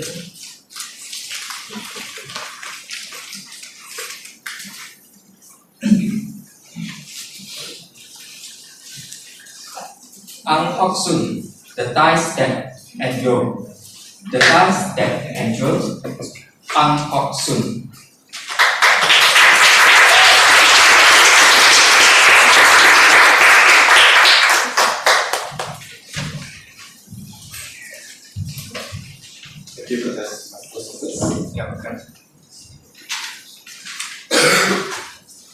F-A-M-I-L-Y. Family is a word we all carry with us deep in our heart. Not just because we are born into the family, but because of the stories, the lessons, and the love that made us who we are. Today, I would like to share with you a story about family and how its meaning has different from me after the passing of my grandparents. My grandfather is a guy who likes to work with his hand. He has a small little tool shop just beside our house where he keeps all his tools, old appliances that is not working anymore, even broken down furniture. He just want to keep it, salvage the wood so that he can make it something else for the house. I remember there's one time he made a light bulb for me when I was about 5 years old. It's one of those light bulbs that in the street and you just pull on it and it will turn on and off. And as a kid, I would just go under the light bulb and just go, oh, light bulb noise. Just like how I see in the cartoon. It was Even one time, when I was around 10 years old, I came home and late in the afternoon, after playing with the neighborhood kids, with tears coming out down my eyes. Because I just lost in the game of gassing with the neighborhood kids. Well, gassing is actually a Malay word for dogs. It's a oval-shaped wood with a nail sticking out of it, and you spin it by rotating a string around it and just throw it. Well, I just lost the game with the neighborhood kids, and I came home with tears in my eyes. My grandfather just took a look at me and he told me something that I will remember until today. He told me that lose the game, but not the lesson. Let's go back tomorrow, stronger, and beat them. And with that, he bring me to his tool shop and he teach me how to pull out the nail from my dog, how to identify the better nail, how to put it in, how to sharpen it. And boy, the next day I really destroyed the neighborhood kids' dog. That was my grandfather. My grandmother, on the other hand, she is the pillar of strength of the family. She's the warmth, the wisdom, and often I will find her in the kitchen, talking to my mother and my auntie, sharing recipes while they are cooking and sharing stories. I can hear always laughter coming from the kitchen. My grandmother has a signature vegetarian dish which she will cook every first day of Chinese New Year. Well, during the first day of Chinese New Year, the whole family is vegetarian, so she will cook her signature vegetarian noodles. And families and relatives and friends will come and visit us, and the whole house will be full of laughter, full of festivity. Well, you see, my grandmother and my grandfather, they are a team. They are our pillar of strength. They are our family compass. And most importantly, they are the glue that binds us all together. Sadly, all good things must come to an end. When I was around 13 years old, we lost both my grandparents due to old age. And it's as if our world has crumbled. Chinese New Year was quiet, even family gathering was quiet, and people start visiting us less and less during Chinese New Year. It's as if the family is drifting apart. But as it turns out, something unexpectedly happened. Just one day before Chinese New Year, a few years after the passing of my grandparents, my auntie and my cousin, they decided to recreate the vegetarian noodles that my grandmother used to cook. So when they are trying to do that, we imagine how my grandmother would do it, how she would diligently cut the cabbage, how she would fry the tofu, how she would make the soup of the noodles, and it's as if grandmother is still there with us. When we tell the stories of how grandmother was doing this, oh, it should be done this way, it should be done that way, then we fry the chili this way, and amidst all this, all the laughter, we feel that grandmother is still with us. In another instance, I found my uncle and relatives sitting in my grandfather's tool shop, telling stories about my grandfather. Their voices were full of life, recalling how my grandfather has teach them how to fish, how to fix a car, and most importantly, how to navigate through life challenges, just like how my grandfather taught me. Grandfather is no longer here with us, but his lessons still live through us, and he helps to shape our lives. I realized that family is not just about people in the room, but it's also family is not just about the people in the room, but it's about the legacy that they left behind. It's about the recipe that we cook, the stories that we tell, and most importantly, the value that we bring forward.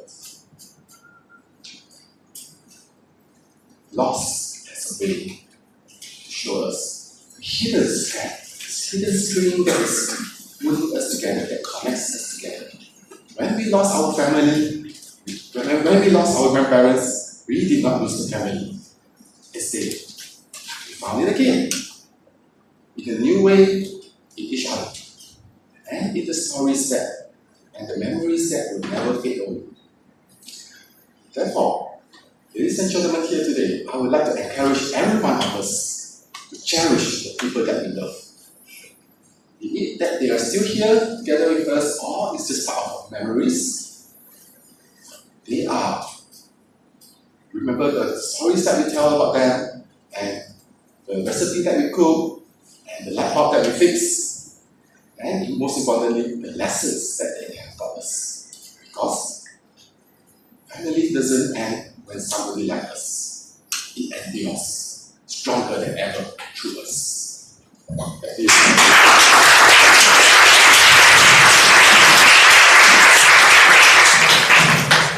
Thank you. I will now ask the Sergeant at Arms and High-Low to escort all contestants out of the room for their 5 minutes preparation. SA, please notify me when the first contestant is here.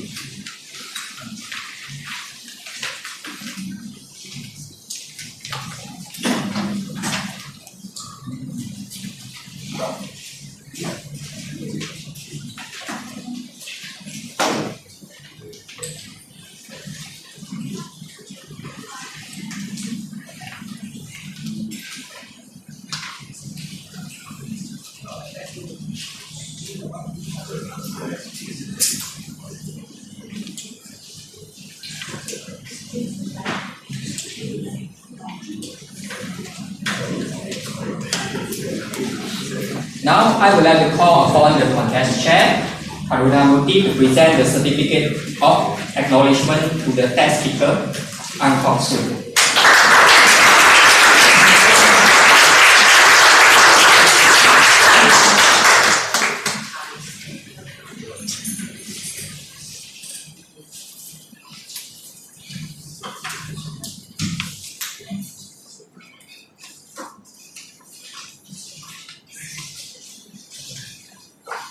Test speaker Ang Kok Soon, please come on the stage to receive the certificate.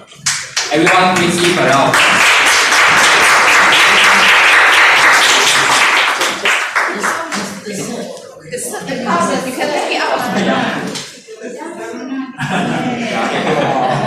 Okay, 1, 2, 3. 1, 2, 3. Last one. Okay.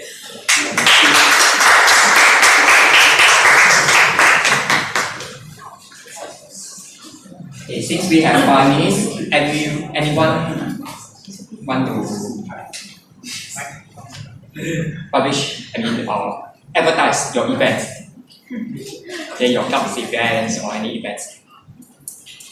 So if no, we will stay quiet for these 5 minutes. Okay, until the first contestant is here.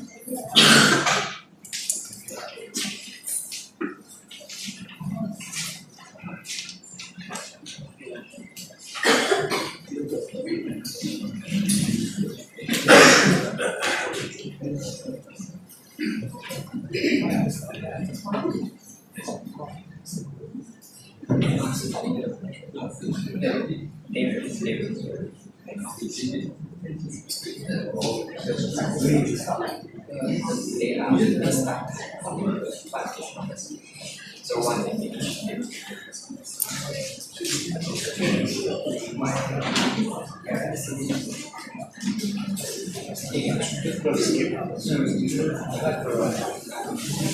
because we are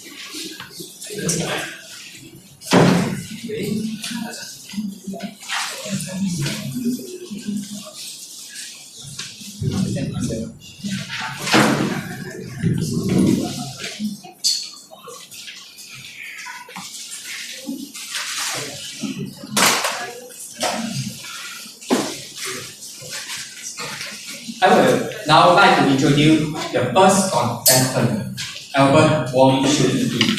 Albert Wong Shun Yi.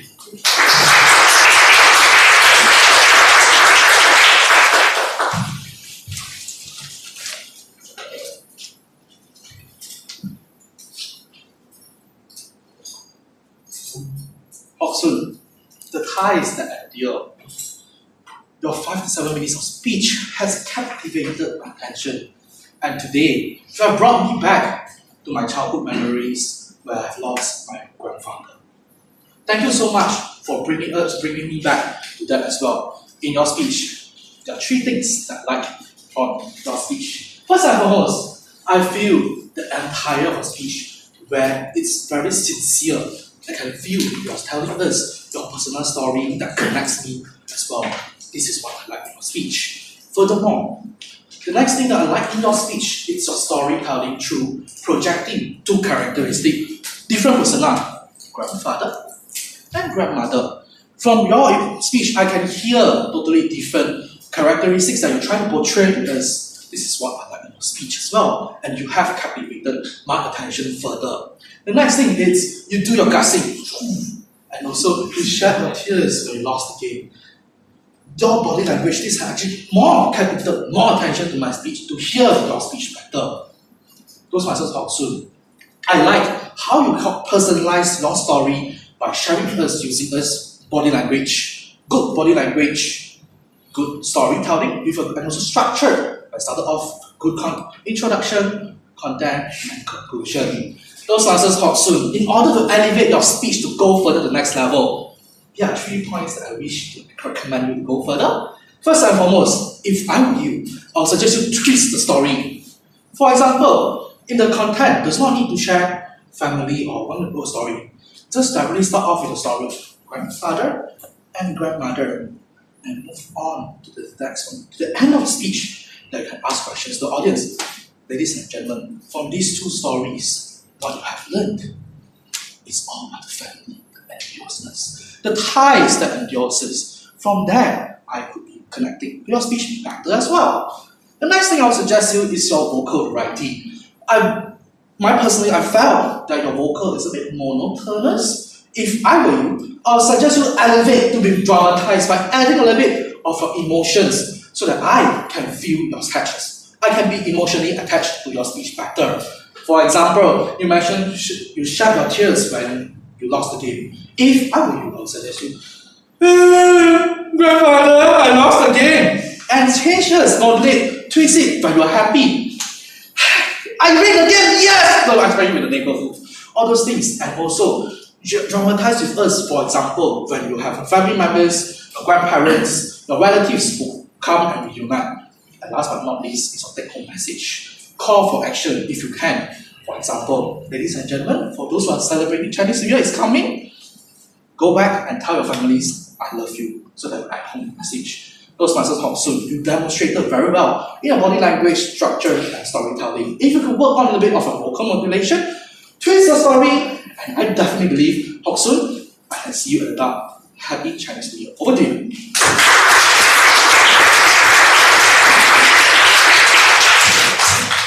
Thank you. Could we please have 1 minute of silence for the judges to mark their balance?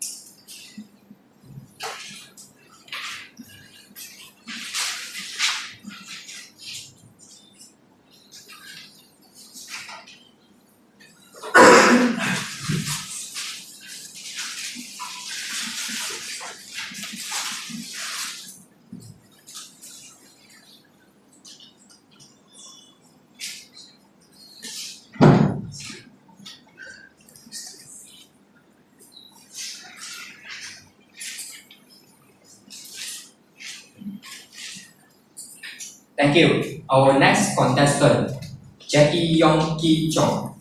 Jackie Yong Ki Chong.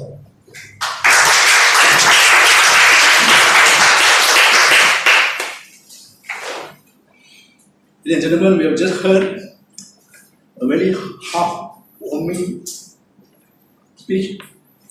it's heartwarming because it is about family.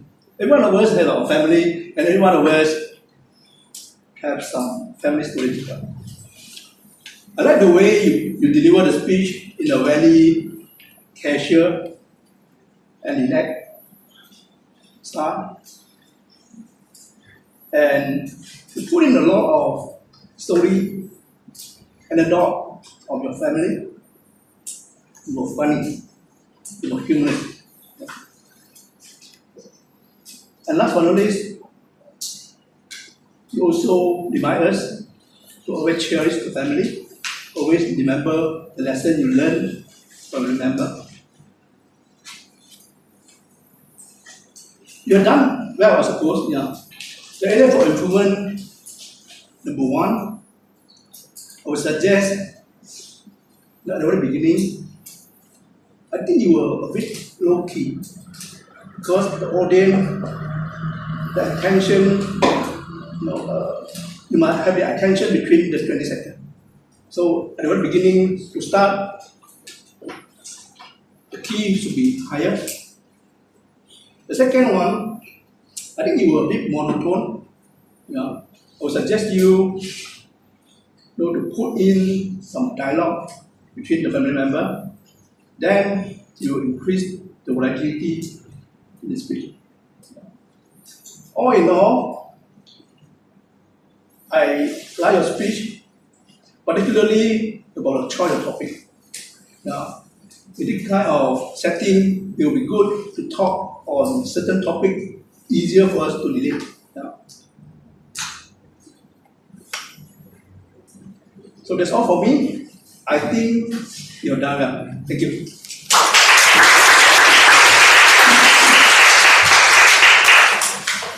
Thank you. Could we please have 1 minute of silence for the judges to mark their ballots?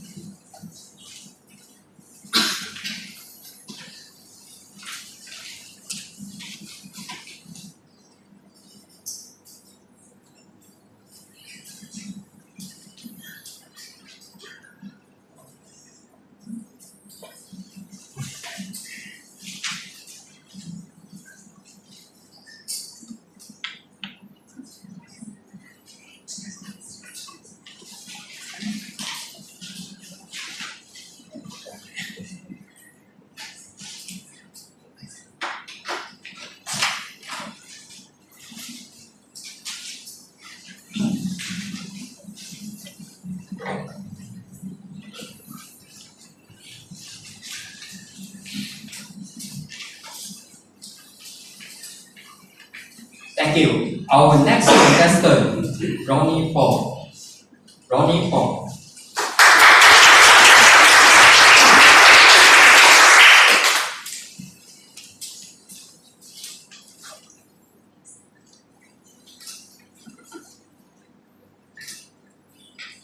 What a wonderful story Hok Soon shared with us. How do we actually rebuild the family once the ancestor is gone? Right? So there are a few things I like throughout your 5 to 7 minutes presentation. So let me share with you and everyone the 3 things that I like about Hok Soon's evaluation. Number 1, he is able to attract the attention of everyone. When he started with FAMILY. So I can see that everyone started to pay attention. Hey, what is that? Including me. I even spell out, oh, family. And also, remember, under the light bulb, wow, what a fantastic, attracting gesture. Number 2, I also like Hok Soon's good gesture. Throughout the whole presentation, he actually has a very wonderful gesture. I can still remember the love. Alright? And also, when they say you want to play the toys that the grandparents actually prepared, and the nail, see, so precisely. And the third thing I like about Hock Soon's story is the good summary that you have. So in the summary, Hock Soon actually encourages the audience to cherish the people that we love, regardless whether they are gone or they are still here. Now, so with that, I would like to move on to two suggestions for Hock Soon. Number one, your story is fantastic. But I will find that at the beginning, the pace is a little bit fast. Therefore, I would suggest probably you slow down the pace for a while, a bit, pause, and let people able to catch up with you and internalize what your story is all about. The second point or suggestion for improvement is that I would suggest that you are giving your presentation or telling your story with more enthusiasm and play around with the vocal variety. For example, throughout all your presentation and towards the end, you're saying all the story and you say most importantly. So probably you can emphasize on most importantly. So all in all, there are three things that I like about Hock Soon's presentation or story. Number one is that your ability to attract the audience, and number two, you have a good gesture, and the third one, you have a good summary. Two suggestions for improvement to make your presentation much more fruitful and powerful is that slow down the pace and also play with the vocal variety. Thank you.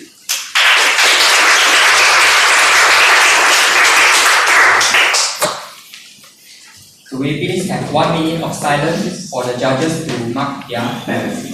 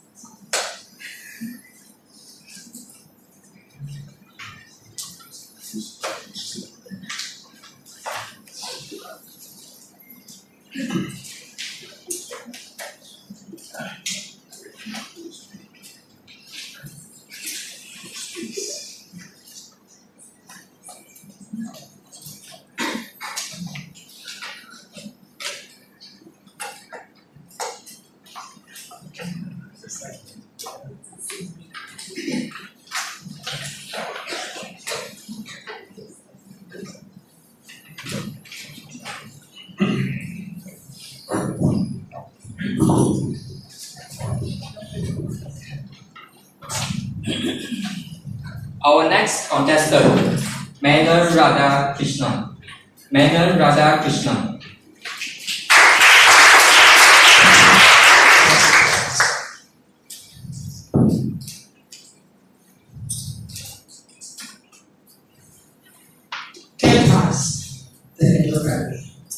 Wonderful speech. I say that because it came from the heart. Wonderful. When it comes to family, all of us have something in the heart. So when you speak, you can feel energy. You did. Excellent. I felt you. Talk about your grandma and your grandfather as the pillar of the whole family. You describe them excellently with your hand gestures, your body language, and also the description of each and everyone there. Wonderful. I felt like I was there. Enjoying the ambience of a grandfather, I can relate it. Apparently everything that seems in the house that is not good, wonderful. I felt it. So truthful, so sincere. Grandma, sharing her cooking recipes, laughing, keeping the whole family together. It makes a lot for people nowadays, which they don't get nowadays. Nowadays, you don't get that. But I felt wonderful structure, good vocal variety, and most important, the end message gave us, and that was good to have a family together will stay there. That's the message of God. Why? In every speech, in everything, there are rooms for improvement. And one of those improvements I felt that it was simply that maybe it should be stressful at certain words at the same time when you want to describe your grandfather. He's a great man, I felt, but it didn't give that greatness. Same with your grandma. 3 times, kept the ambience going, which is stress. And that would make everyone feel how good it was. I want a question for you. And that is, in your next speeches, when you are giving speeches like this, which is of family, of love, of care, compassion, I would say it's very good if you could just give the words that describe them more impact. I felt you, but how many of you felt you? I felt it because I was a simple story and related to my life. The next speech times to you, I believe you can just take the thought, and I'd like to see you in the next step.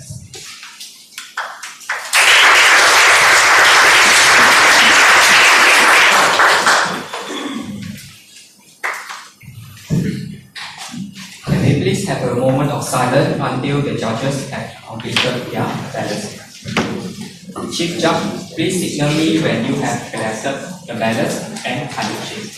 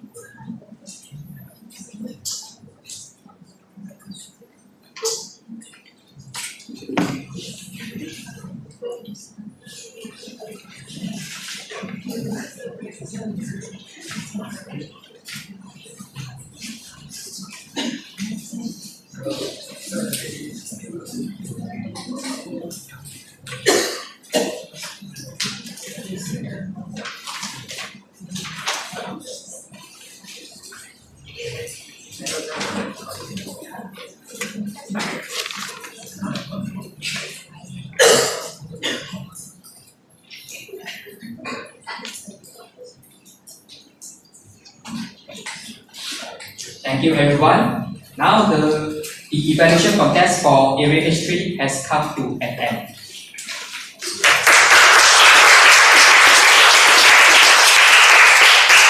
Before we proceed to the Area H4, I would like to call upon the contestant from Area H4 to move forward and sit at the front.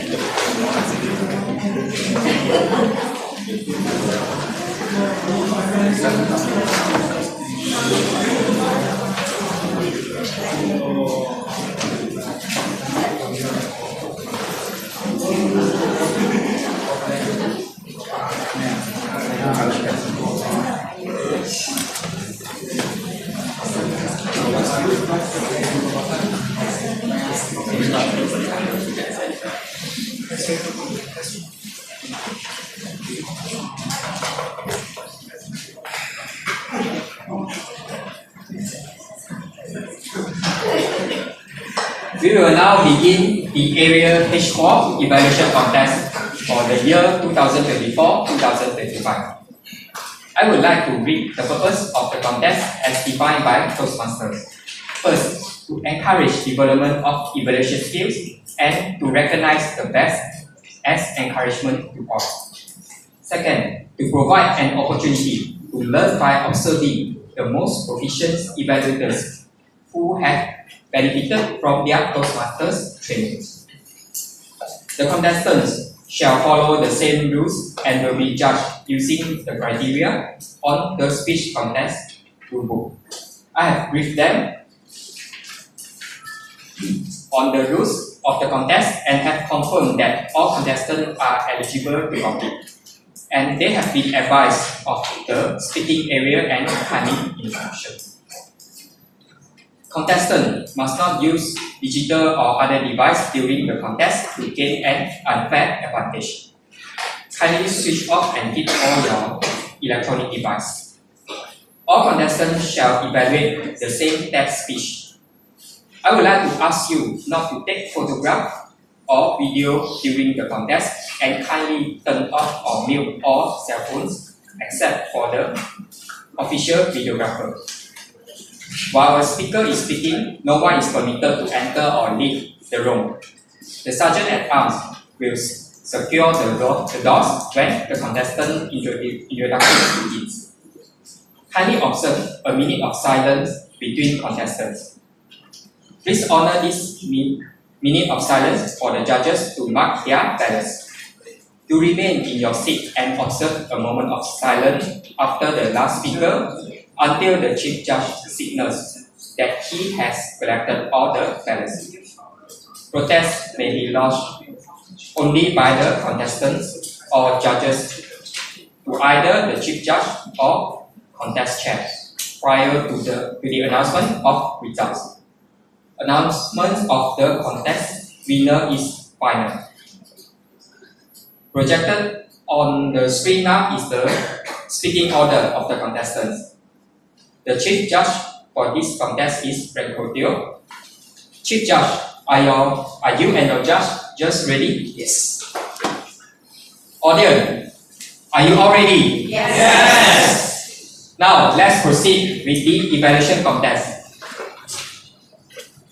Now I would like to call upon our test speaker for Area H4 evaluation contest, Yim Ka Man.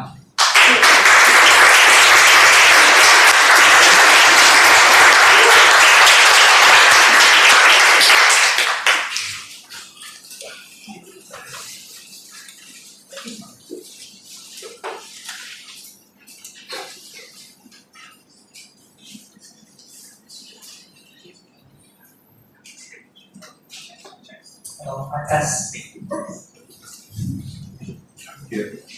Yim Ka Man, attention, bar, start. Attention, bar, start. Yim Ka Man.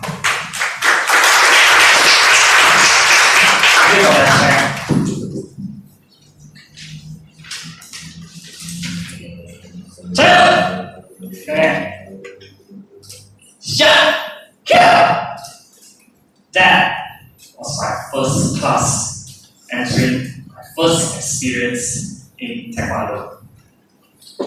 Taekwondo, the Korean martial art, has been my part of my life journey, part of how I grow as a member, and part of who I am as a Toastmaster member.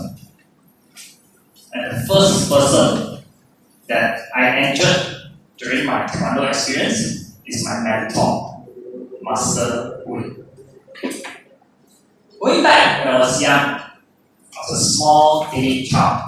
Size, weight, same, just for the size. I was a very hyperactive kid, to the point that when the pediatrician told my mother, Mrs. Yang, your son is hyperactive. So my mom had a horrible journey taking care of me, running here and there, to the point that my teachers also couldn't stand me. So my mom said, okay, to let you go release energy, I'm going to bring you to martial art class. Going to the class, those 3 words are the first words that were uttered in class. Attention, bow, and start in Korean. That was when I met my master, Master Hui. During the time, he was a 30-year-old champion fighter. He represented Malaysia to SUMA competitions and even won a medal in the World Hamadan Championship. It's basically the Olympic version of the tournament. When I first met him, he saw me and he said, "Young man, you have a lot to learn, you have a lot to grow." And in my first class during that time, it was when I, as a kid, standing in front, watching him, punches, kicks, and stances. That impresses me as a young boy. So I keep on training, running, doing push-ups, sit-ups, star jumps, working hard until I reach the last final level, which is a red level. During that time, it was one step further to my black belt test.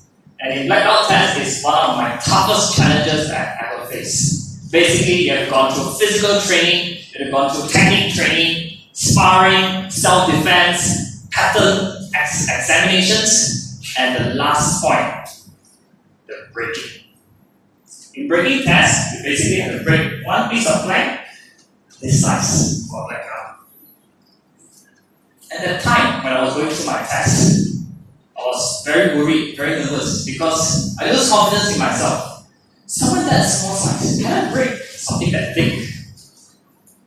I was so nervous to the point that I was really shutting down at the moment. My grandmaster saw me and said this to me, a quote by Bruce Lee.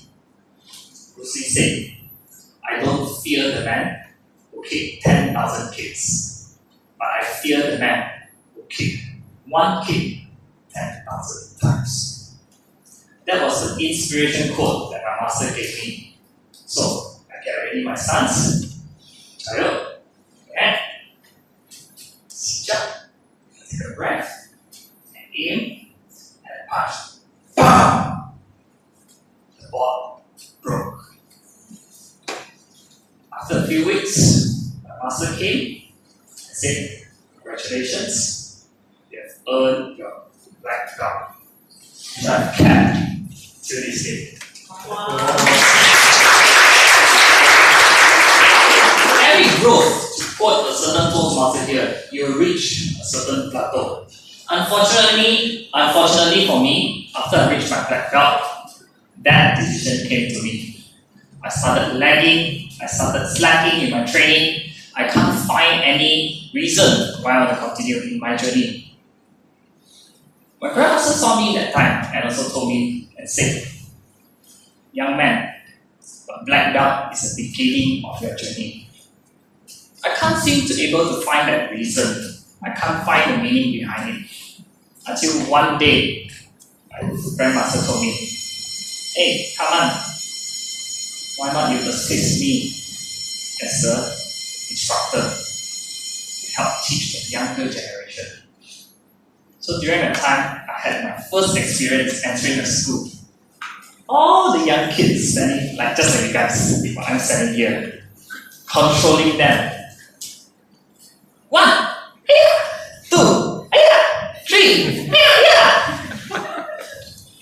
That moment, when I saw those kids, at first I felt tired because, imagine controlling so many kids running around.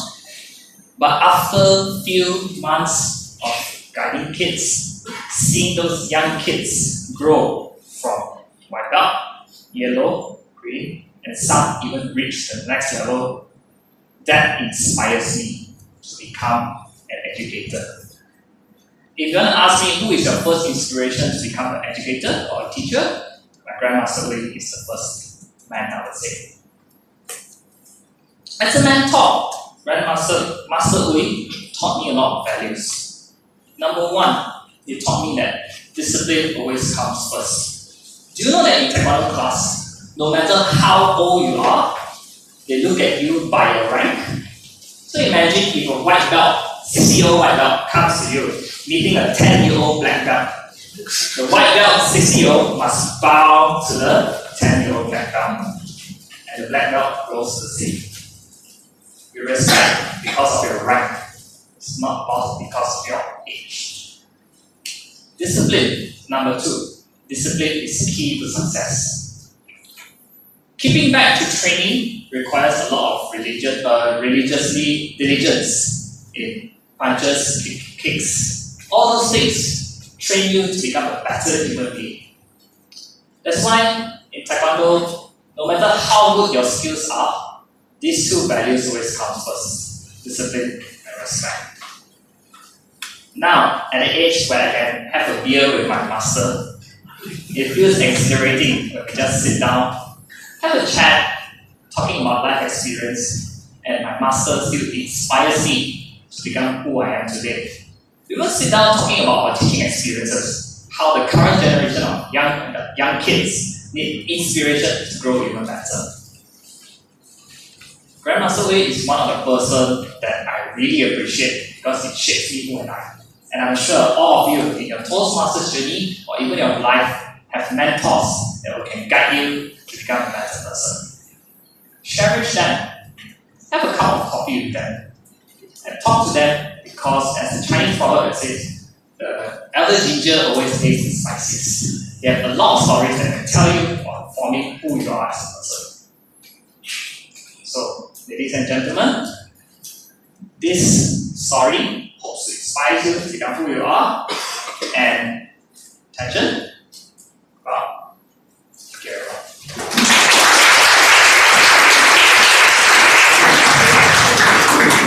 Thank you, our guest speaker. I will now ask the Sergeant at Arms and Tiger 2 to escort all contestants out of the room for their 5 minutes preparation. SAA, please notify me when the first contestant is here.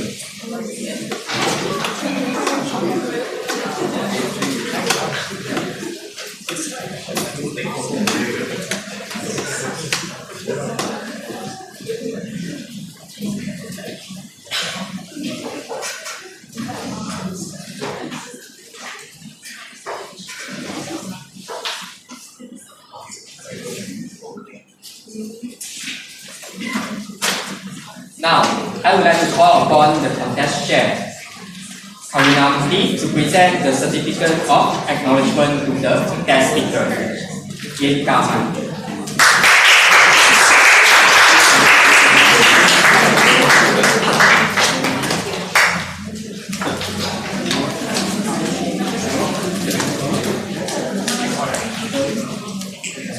Let's give her a round of applause.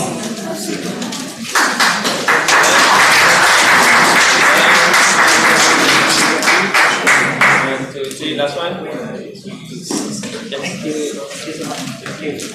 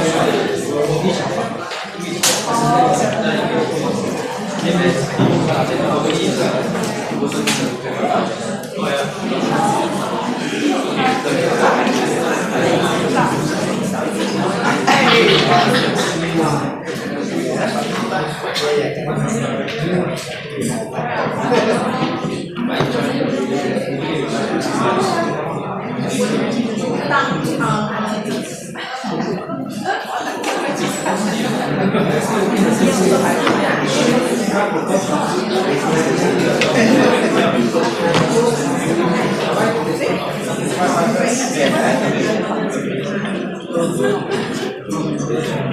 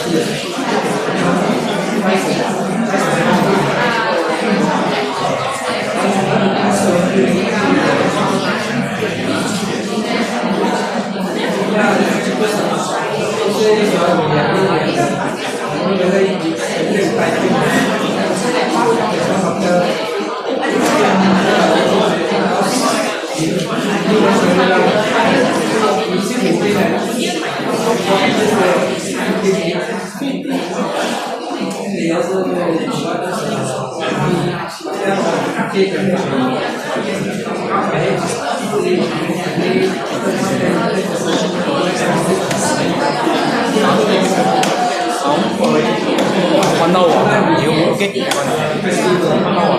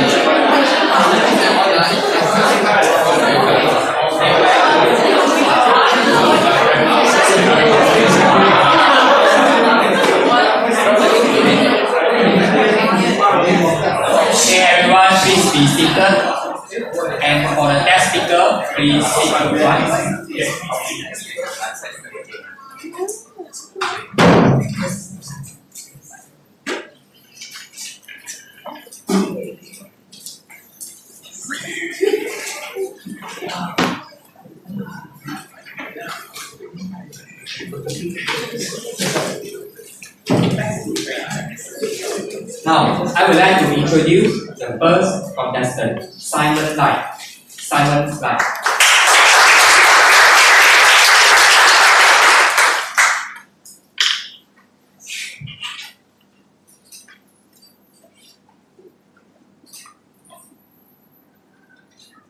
Attention, bow and start.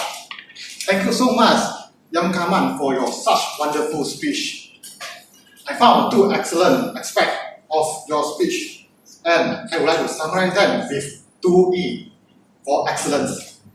First E, earnestness. I observed your earnestness in your delivery, which I felt genuine and sincere. This sincerity creates a strong connection with the audience because people trust and relate to authentic speaker. For example, when you share about your personal story on the Taekwondo, how you grow, how you get a mentor, and how you get through, it actually captivates the room. This earnestness makes your speech memorable. Second, E, enlightening. Your speech was enlightening with key message, which let me think deeper and gain new perspective. For example, in your speech, you emphasize the importance of discipline and respect that resonated powerfully. Your speech not only memorable but also practical. To enhance your speech further, I would like to suggest two areas of improvement or two I. First I, impressive humor.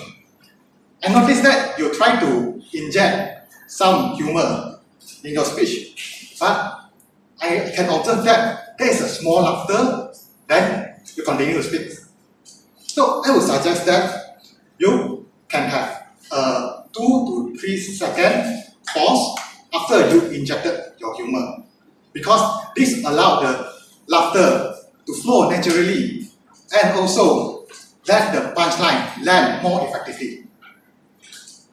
Second, impactful closing. Closing is very important because what you say last with audience. I understand that you tie back your closing with your title or your opening. That is, attention, bow and start. But I would suggest that you can put in call to actions, like after this event. You can call your mentor immediately to express your gratitude to them because they mean a lot for me. Call to actions that will help to tie your speech to the speech and make it strong impressions.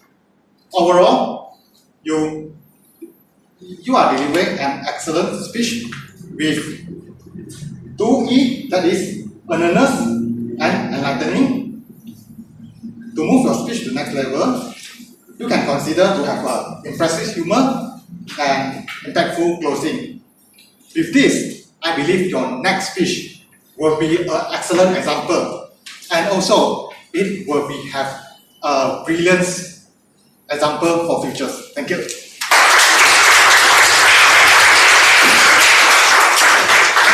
Can we please have 1 minute of silence for the judges to mark their ballots?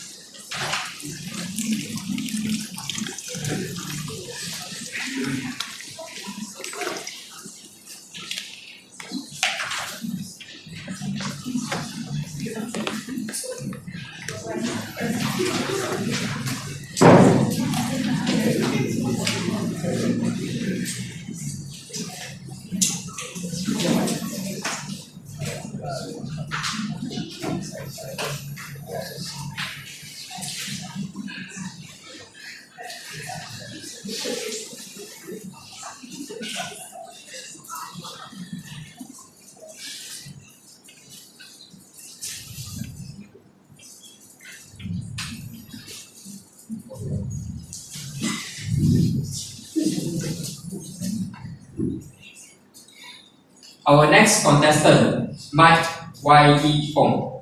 Mike Y. Yi Fong.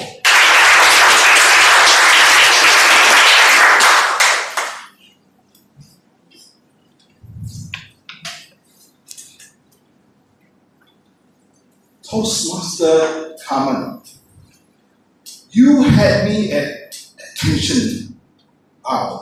Start. What a great story you told us now about your Taekwondo experience. What I like about the speech is A, and W. A, the action, running, hyperactive boy, you're punching.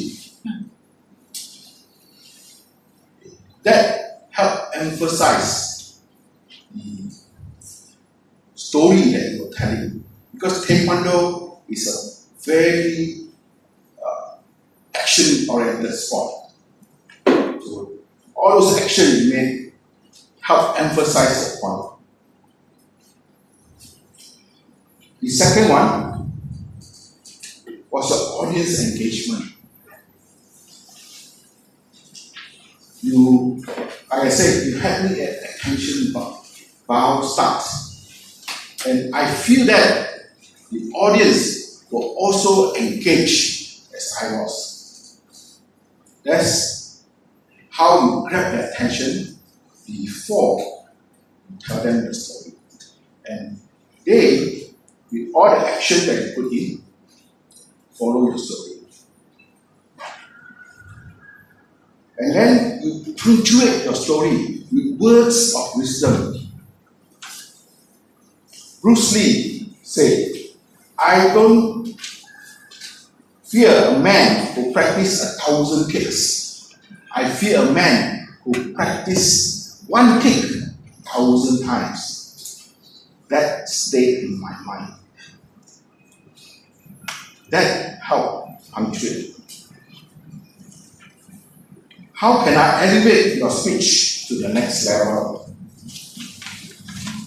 I suggest a little bit more vocal writing. When you punch, here! You agree, right? See? That's what Taekwondo is. It's a very strong martial art. When you put in that vocal writing, people will impress. Movement on stage. I felt that it was a little stagnant. I know you started here, and you moved to the middle. But it felt a little practice staged. So make it more fluent. So in summary, come on. Remember A, action. Audience engagement, A, and W, words of wisdom. That really punctuate your speech. And to make it to the next level, more fluid movement on the stage. Thank you very much.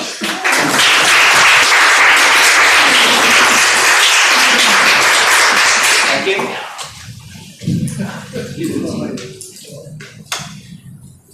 Could we please have 1 minute of silence for the judges to mark their ballots?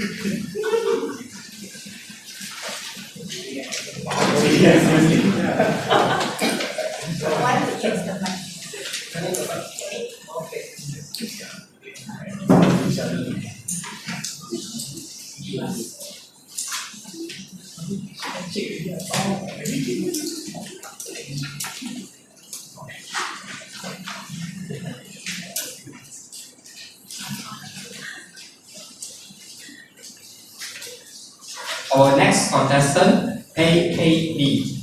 Hey Hey Lee. First of all, I would like to congratulate Moon for completing your speech. And you actually choose a very wonderful speech title because it attracted my attention and I was thinking what is it about. And also the opening phrase. So there is many good points that I captured during your speech. You have quite good eye contact, good positioning using the stage because the stage is really big. You have good vocal variety, good intonations, body gesture.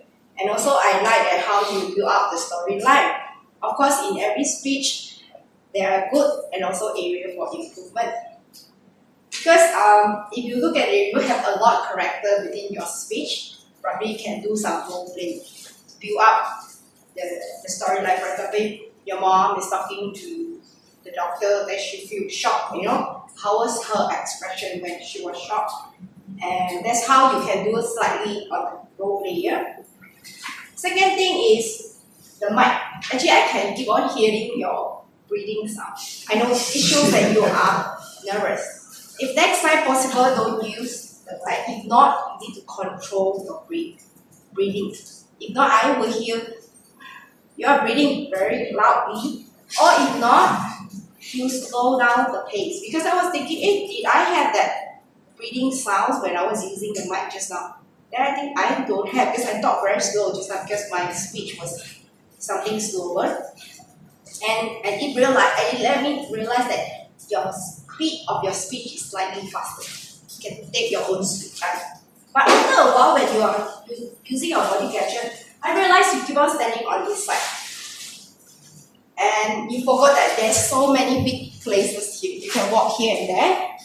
So there are some things that we sometimes we need to look into the mirror because we will not know how we look like if we never look in the mirror. So a suggestion to you is next time you can try to practice in the mirror because I see some of the gestures you're holding like this. It's a bit awkward to me, but I'm not sure whether it looks awkward. But you can try and practice or get some feedback from your club members.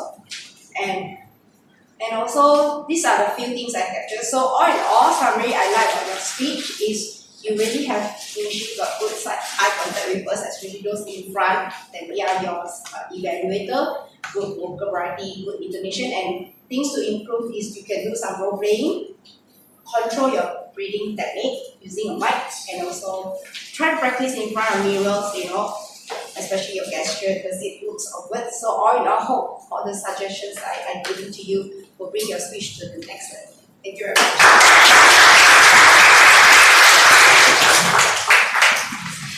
Could we please have 1 minute of silence for the judges who mark their ballots?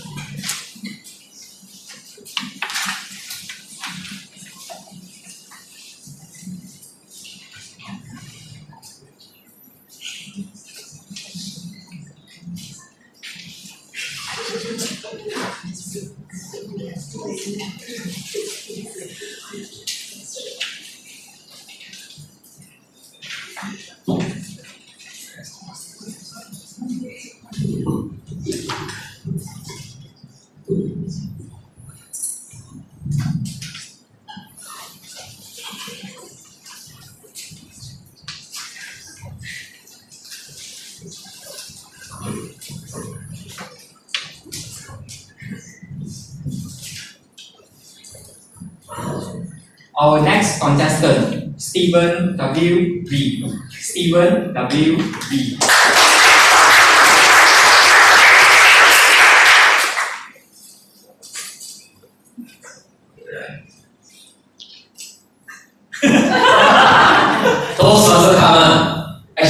remind me my good old days with Taekwondo.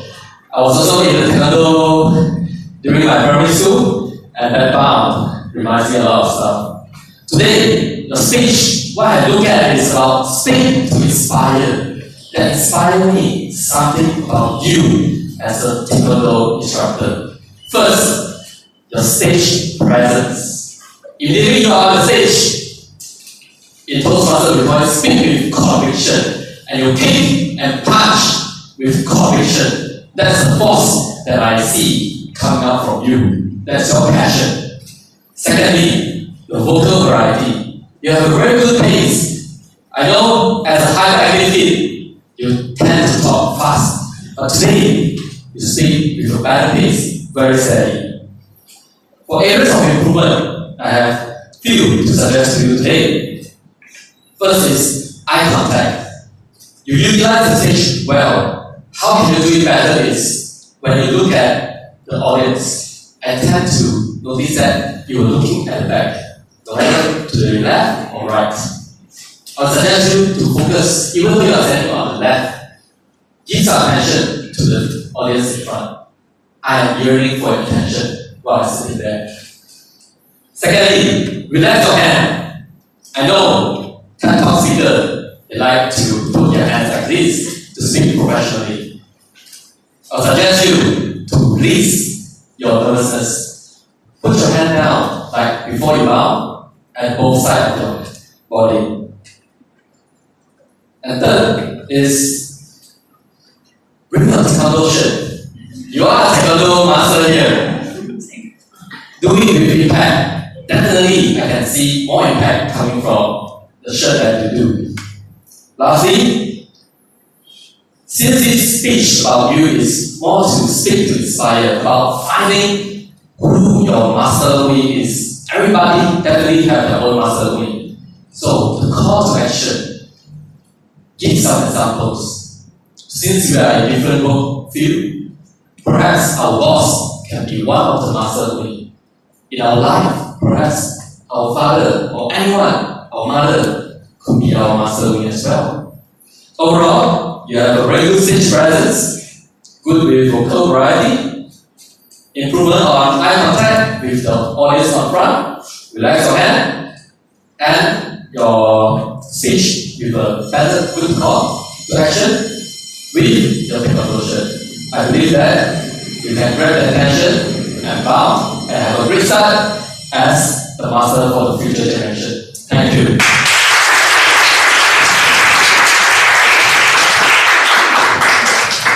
Could we please have 1 minute of silence for the judges who mark their plans?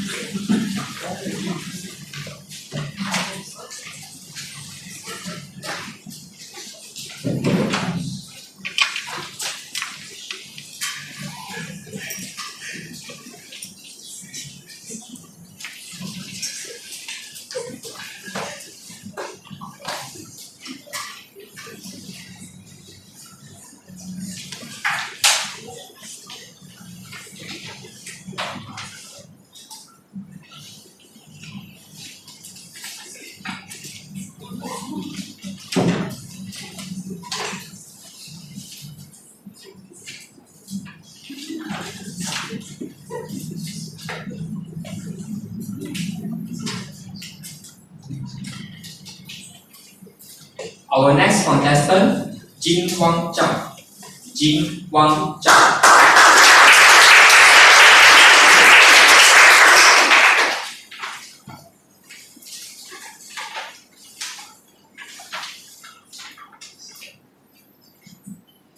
Congratulations, test speaker Toastmaster Kaman, for delivering such an extraordinary speech.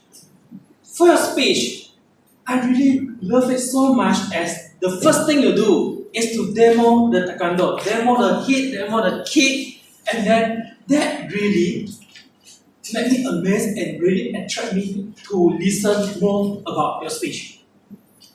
So 3 things that I observed that you've done well in your speech are The first thing is your storytelling. Your whole speech is so organized that you start from journey from beginner, how you start your learning in Taekwondo, until how you get your black belt, and at last how you became an instructor and able to teach the student about Taekwondo and able to be inspired by their growth. So your storytelling skill able to let us to really imagine our mind about your Taekwondo journey and really inspire us a lot. Then the second thing I love about speech is your body language. Through your speech, the part that you have to demo your Taekwondo skill, you really perform the kick, you really perform the punch.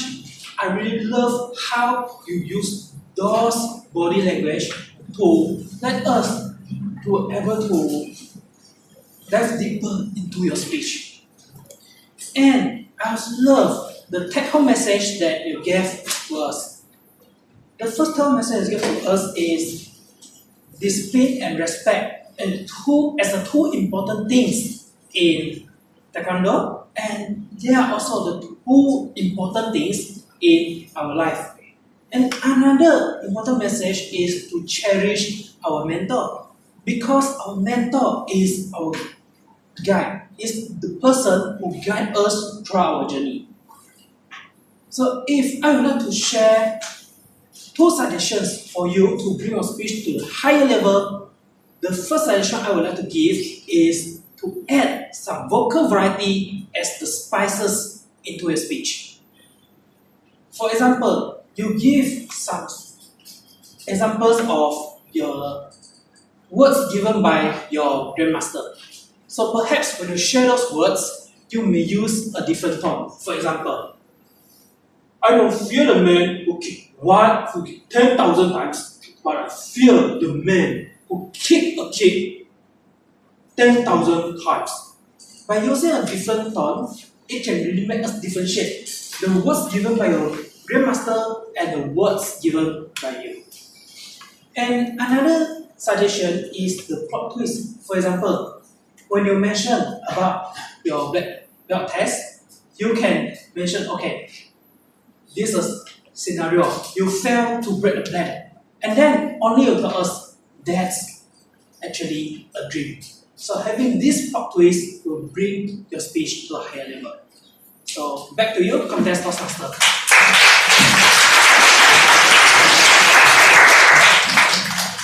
Will you please have 1 minute of silence for the judges to mark their ballots?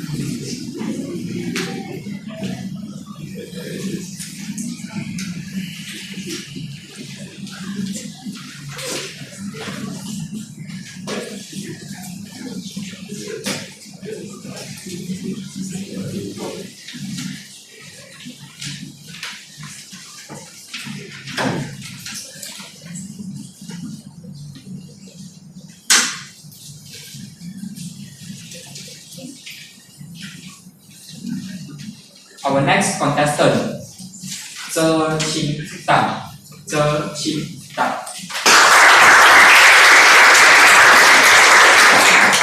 Come on. Master Oi would be proud of you right now. If he was here standing you giving that speech, I bet, as everyone here in the room, that you did a fantastic job. Kudos to you on that, Kamun. Now, let me tell you what did you did so well that it caught my attention and I need to write it down on this piece of paper right here. First, you have a natural sense of aura when you came here. When you're standing here on stage, I instantly clicked because you use a method that I like. You instantly hit it with the attention, bow and start in Korean. I was listening. Did you just scream? No, you were speaking Korean. And I like that about it. It's an instant hook that every one of us can learn how to do so that it can make our speeches much more fun and relatable. I like the use of Chinese proverbs translated into English, such as the oldest ginger tastes the spiciest. I'm an ABC, American-born Chinese, meaning I don't really understand Chinese that well. But once you translate it into English, I realized, it clicks. I understand it. And because of that, I think that is a very good way to show connection with you and I. The thing I like about it is that you have a sense of in-syncness when you do your hand movements with your gestures and with your vocalization of your Korean. You are in sync, just like me. I like that about you because we all can take away from this is that when we're doing our motions, we can always do it in motion. You can de-sync it as well. It'll make it a bit jittery, but by making your movements in sync, you'll make your speeches that much more better. And I would like to give my suggestions on where to improve. Come on. You have a lot of good things. Might I suggest a few more? When you were on stage, I noticed during the first part of your speech, you like to stand in this corner to these parts of the people. I was sitting back there, wondering when is the time to meet me. I would love for you to address me. I wish you would say my name, but you didn't. But it's okay. You did your best, and your best was excellent. But a suggestion that I would love you to do is walk around the stage more, interact with more of us at the same time, not just one place. Next is that, well, I love it when you're describing things as well. Okay. Now, I want you to implement this maybe in your speech as well. When you're trying to say, during the breakpoint test, right? When you're breaking the board, I would love that you make much more dramatic gestures. Maybe like, hota! The board, so that it shows how easy the board broke. And that will be one of my suggestions. That will be all for my evaluation for you coming. Thank you very much.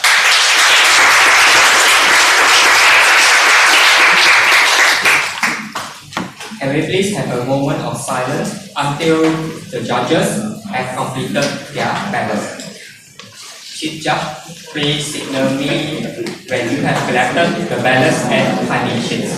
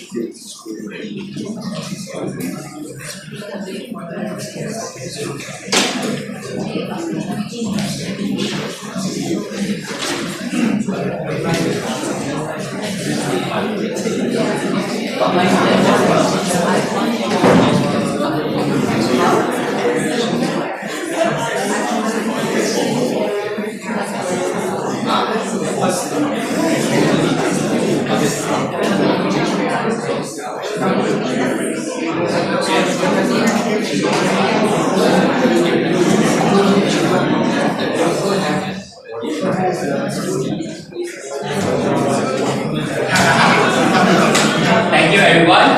Now, the evaluation contest for Area H4 has come to an end.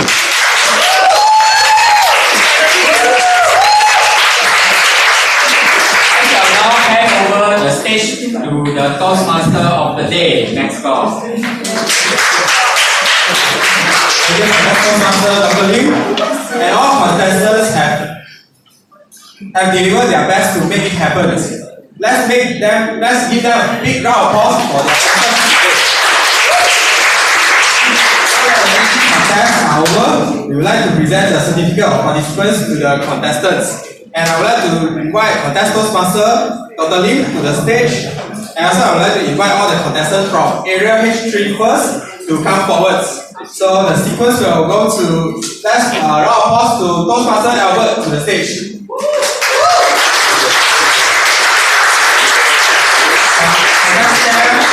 Toastmaster Karuna, please go on the stage as well for a group photo.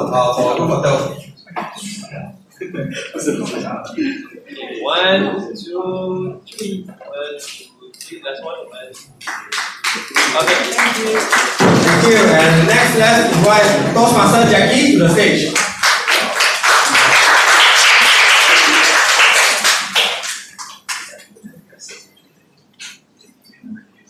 One, two, three. 1, 2, 3. Last one. 1, 2, 3. Okay. Thank you. Thank you. Next, let's invite Toastmaster Loli to the stage.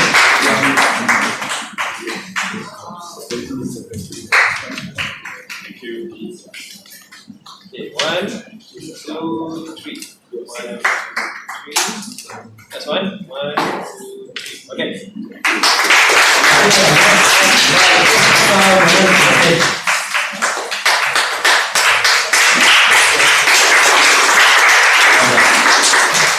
Okay, 1, 2, 3. 1. That's 1, 2, 3. Okay. Thank you. Thank you. All the contestants, please go to the stage to have a group photo.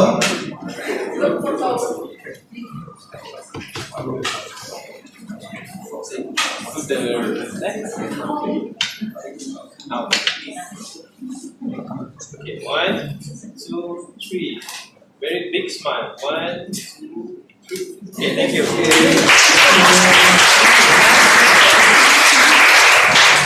And next, I would like to invite contestants from Area H4. I would like to invite Toastmaster Simon to the stage.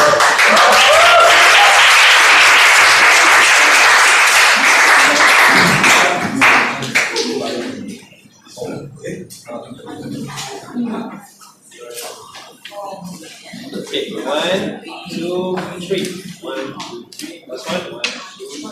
Okay. Thank you. Thank you. Thank you. Let's invite Toastmaster Mark to the stage.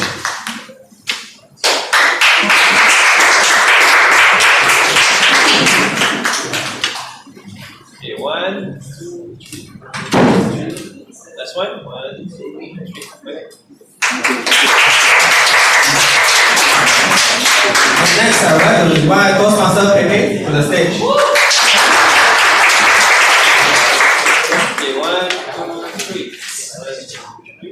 Last one. 1, 2, 3. Alright, right, Toastmasters, to the stage.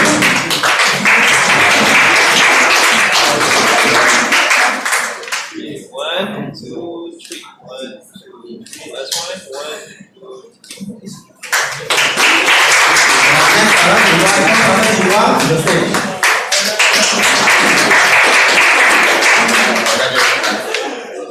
Okay, 1, 2, 3. 1, 2.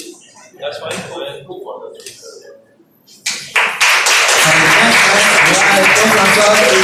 Okay, 1, 2, 3. 1, 2. Last one. 1, 2, 3.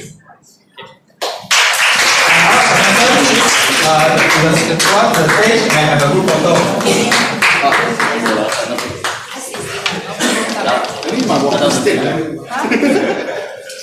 Joanna.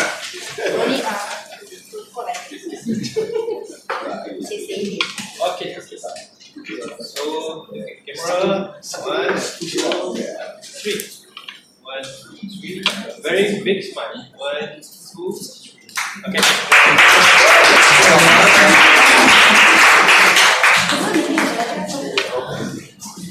Thank you, contest Toastmaster Dr. Lim, and contest chef, please remain on the stage. I want to continue for the role player certificate.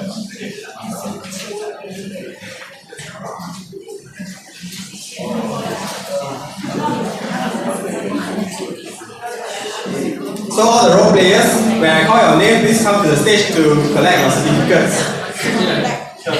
Token.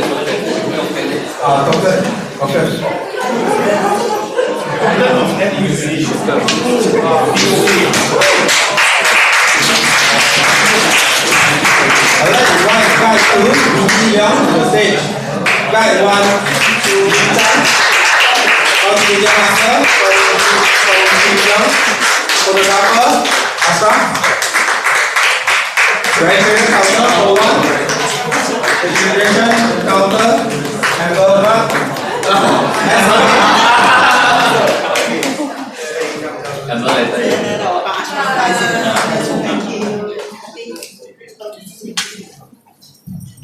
This is a school, that's why they all police.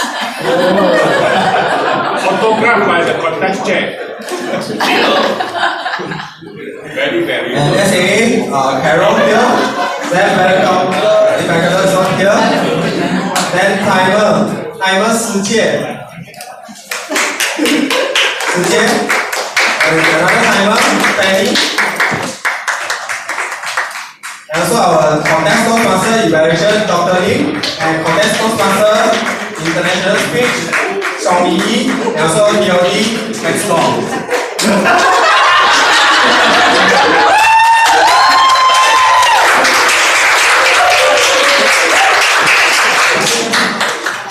Okay, guys, please stand for guys. Please stand below the stage. And girls, please stand on the stage.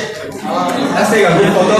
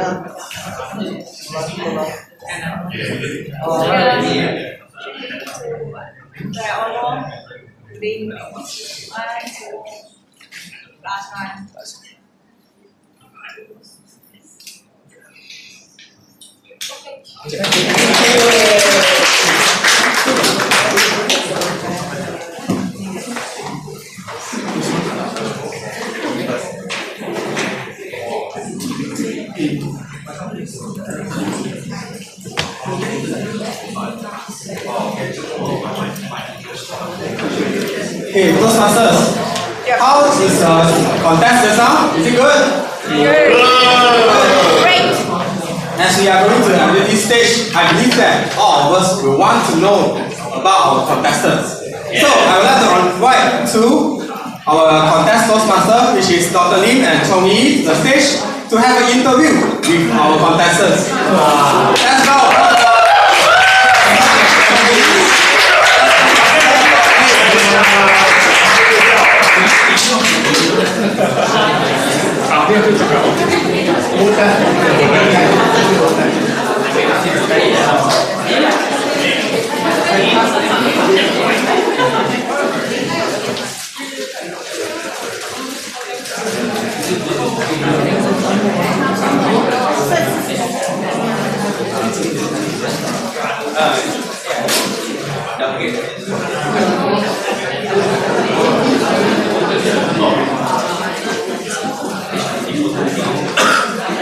Okay, now I would like to call upon all the contestants from area history, or which means international speech and also evaluation contestants. To the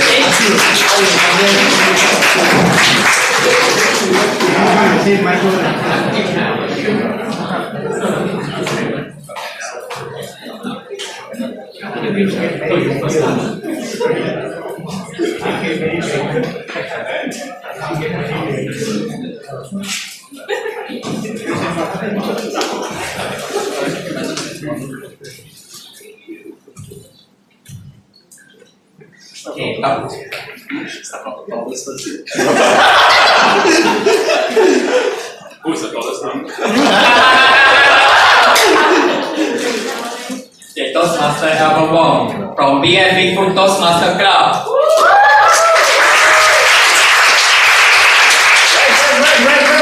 May I know what is your feeling now? My feeling, I think this is my first time competing evaluation contest without referring to the notes. I feel different. Toastmaster Albert. Now proceed to Toastmaster Jackie from FYS Toastmaster Club. So what is your hobby? I like to go to the gym. I eat walking. I like to make joke. Yeah, thank you. Bring me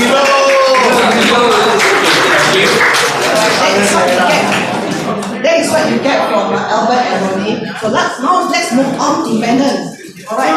I saw in his profile, he loved to do something outdoor. Now, Brennan, why did you like to go camping? Outdoor.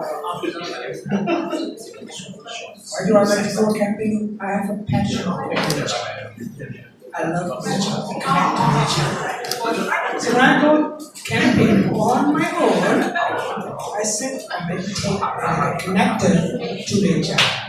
Small sounds and the wind that blows, the river that flows, and the rustle of his leaves. Have you ever felt it? Sense it? Do it. Now, this is the part that I don't like. I thought I was very big, but when I stand here, I'm so happy I'm small. Anyway, Ronnie, can you share with us what inspired you the most?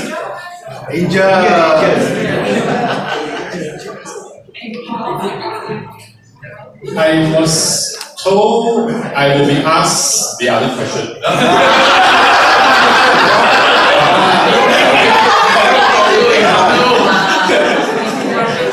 I have a friend note that comes like this, 4 words only. Work hard, play hard.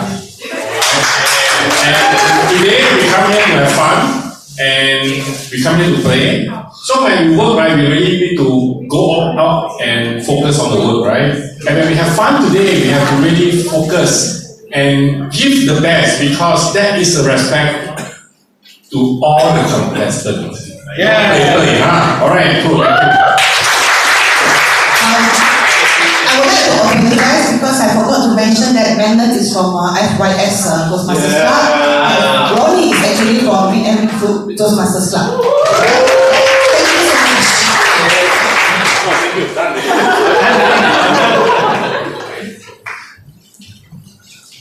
Now I would like to call upon the contestant from area H4.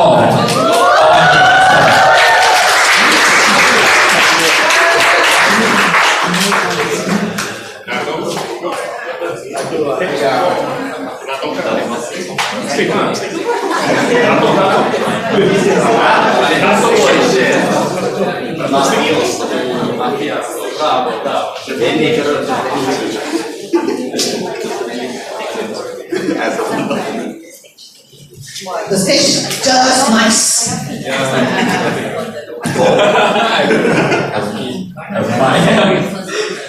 Okay, now I would like to start with Samurai of Suruhanjaya Toastmaster Club.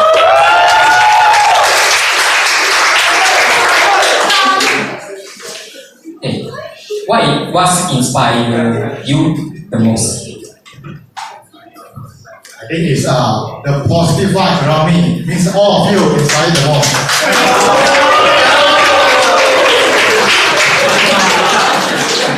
And second will be my phone from MEF Toastmaster Club. What is your favorite book? You know, when I hear the question, I just remember there was a quote in my speech. There was a quote in the final speech, but my quote has to be different. When I was a BDG, my quote was, it takes a lot of pressure, tremendous amount of pressure to turn a piece of coal into a diamond. So at the end of the term, are you still a piece of coal or are you a diamond?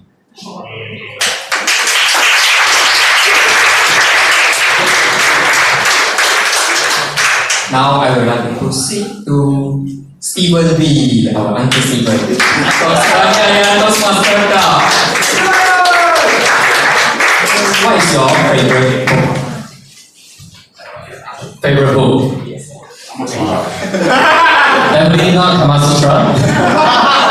Suggested by my No. Secret. My favorite book. I read quite a few of books actually. Recently I am quite hooked with one of the books that I read. In Chinese we call it 什么样的爱值得勇敢一次?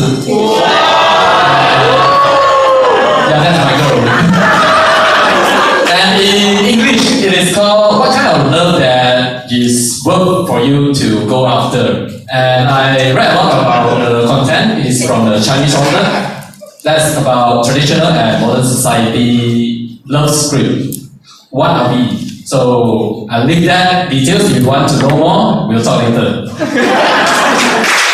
The reason I asked this question is because Stephen liked to read. Okay, next I would like to interview Jin Wang from Proactive Bilingual Toastmaster Club. May I know what is your hobby?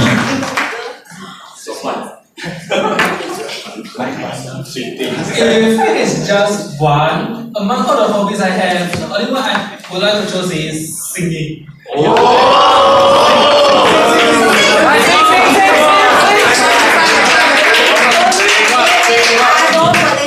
Please show it now. There is a hash gathering in karaoke that I will join. I was So the other already asked a question to some of the contestants, and someone just pointed out to me, hey, where he choose all the guys, I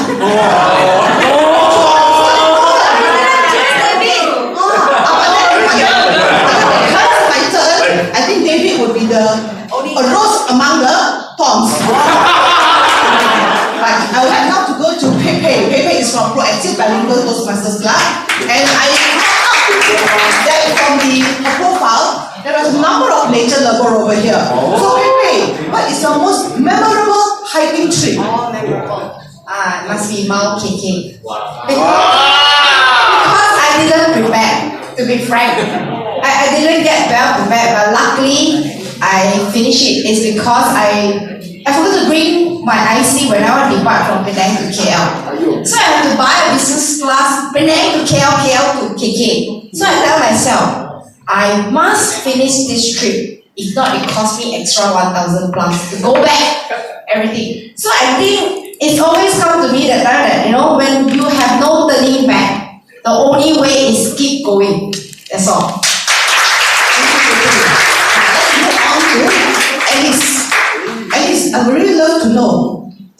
your favorite good? My favorite. Okay. If there is a will, there is a way. Remember that if there's a will, there's a way.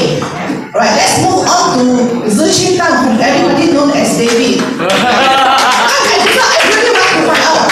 Alright, because it is profound, this part was empty. What is your favorite pastime? Ladies and gentlemen, my favorite pastime is definitely playing games until 12 a.m.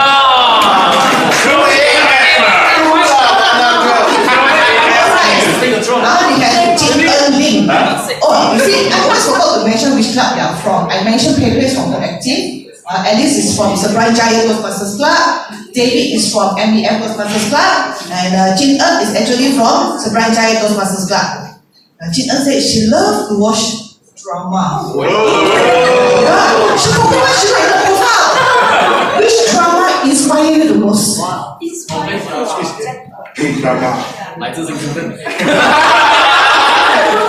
Recently I didn't watch drama, but I watched a reality show.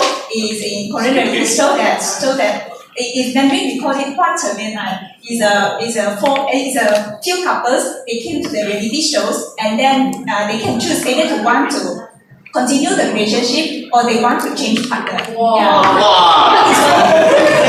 Yes.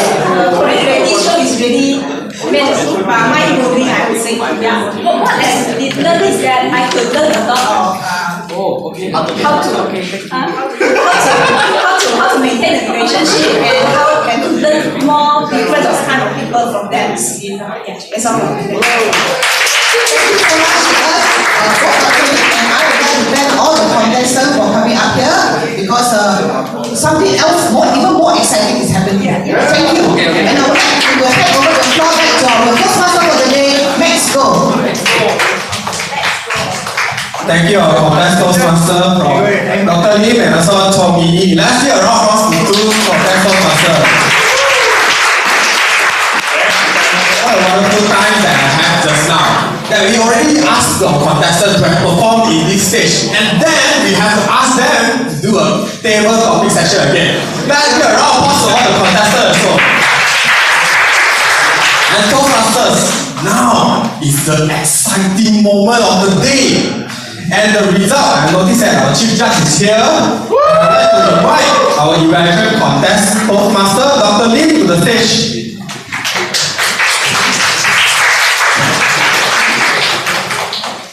Thank you, Max Go. Now, I would like to ask the Chief Judge. May I have the result for the evaluation contest for area H3 and H4? Thank.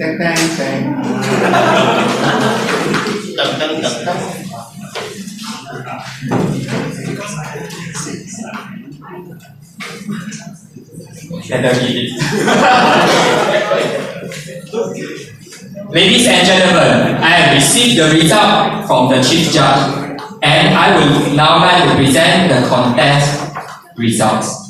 Before the result are announced, I would like to say congratulations to all of our contestants for competing. The first and second prize winner of this contest will represent the area at Division H contest to be held on 16 February 2025. Announcement of contest winner is final unless the list of winners is announced incorrectly, in which case the Chief Judge, ballot counters, or timers are permitted to immediately interrupt to correct the error. May I invite the Area H3 Area Director Karuna Murthy to the stage to present the trophies and certificates to the winners from Area H3 Evaluation Contest for the year 2024-2025.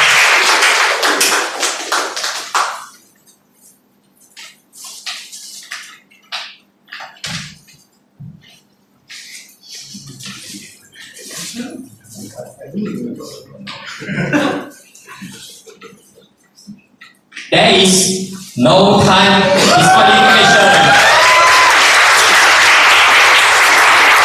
I will now announce the winners for area H3. The third place winner is, drum roll please, Menon Radhakrishnan.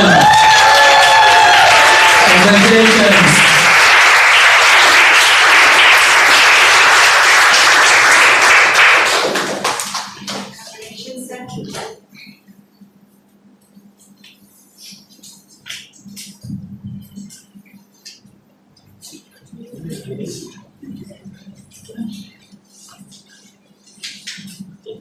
Okay, camera, 1, 2, 3. 1, 2, 3. One more. 1, 2, 3. Okay.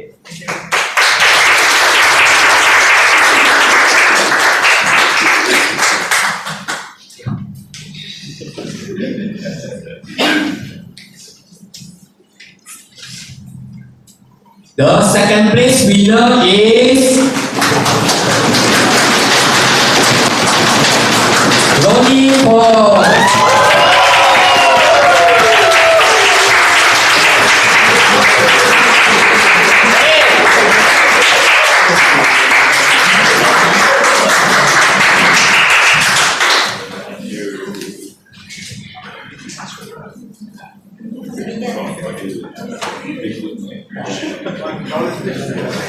Okay, 1, 2, 3. 1, 2, 3. Last one. 1. Ronnie is outstanding.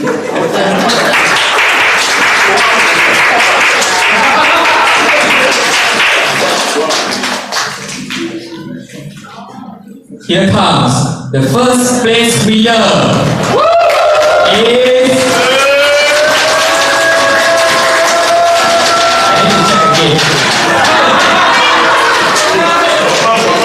Albert Boy.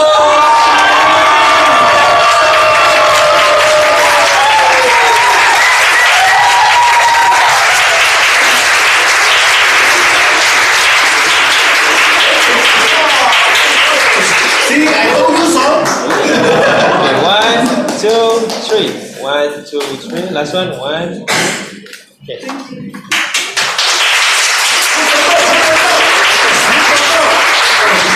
Now let's invite all the winners for the group photo. And now I would like to invite our division director, Mohanita.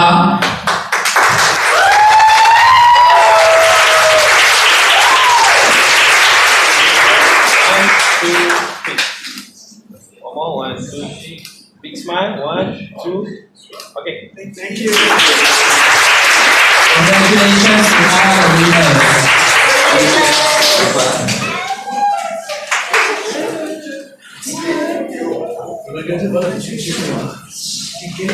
Good job, boss.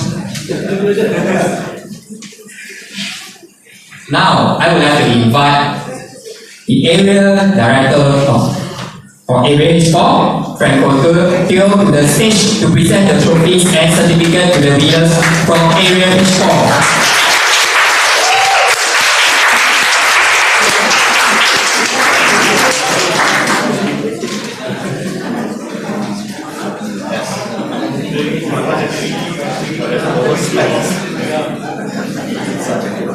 There is no time for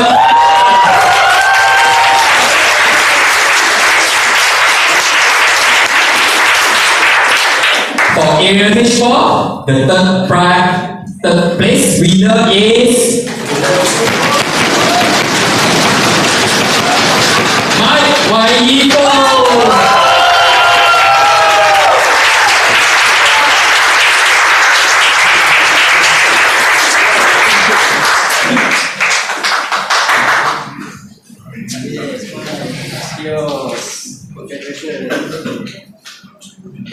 Look in the camera. 1, 2, 3. 1, 2, 3. Last one. 1, 2, 3. Okay.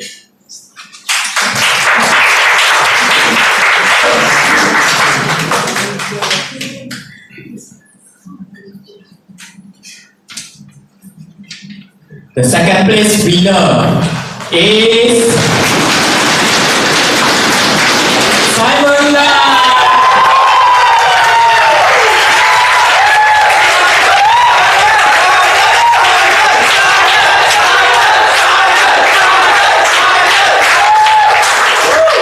Simon!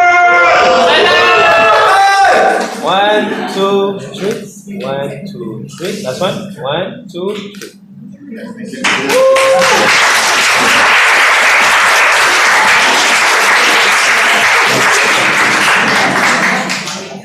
The first place winner for Area H4 evaluation contest is Steven.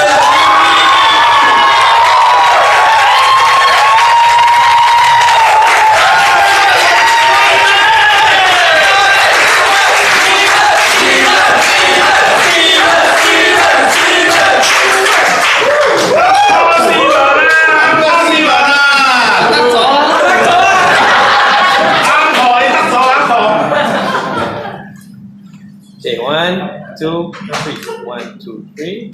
Last one. 1, 2, 3. Okay.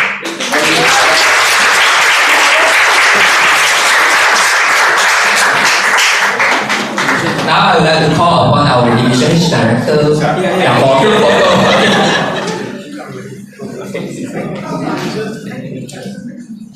Okay, ready? 1, 2, 3. 1, 2, 3. Big smile. 1, 2. Okay. Congratulations to all the winners. That concludes the District 51 Division H Joint Area H3 and H4 Evaluation Contest for the year 2024-2025. I shall now hand over the stage to the Toastmaster of the day. Let's go. Thank you, Contest Toastmaster Dr. Lee. Now don't let the boss talk. Let us invite our next Contest Toastmaster, which is Sean Yi, to the stage.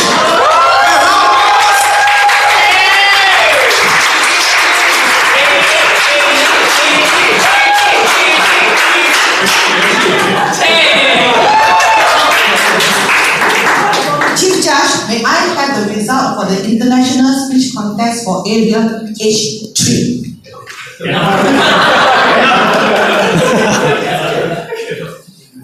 Ladies and gentlemen, I have received the results from the Chief Judge. And I would now like to present the contest result. Before the results are announced, I would like to say congratulations to all of our contestants for competing.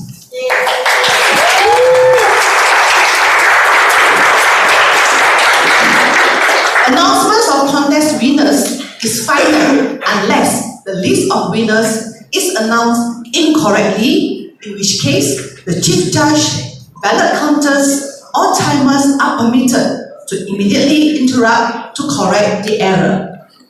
I would like to inform everyone that the first and second place winners will represent Area H3 at Division H contest, which will be held on the 16th of February 2025.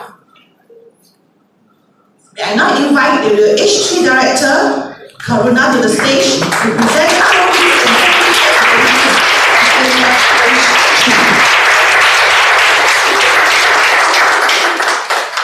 I thought that only contestants tremble, that my hands are trembling.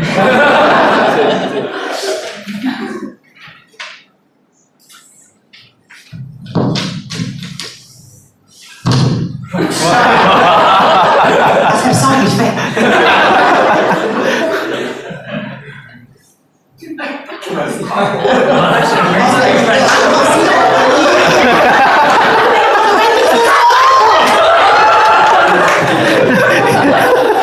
Next time if MCTM might bigger, Alright.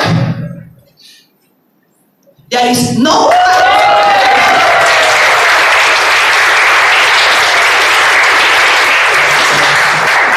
I will now announce the winners for Area H3. For Area H3, the third place winner is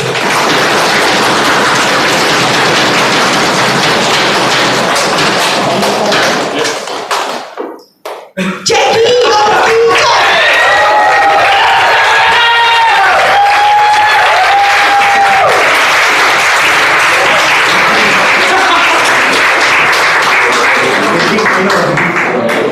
Okay, 1, 2, 3. 1, 2, 3. Last one. 1, 2, 3. Okay.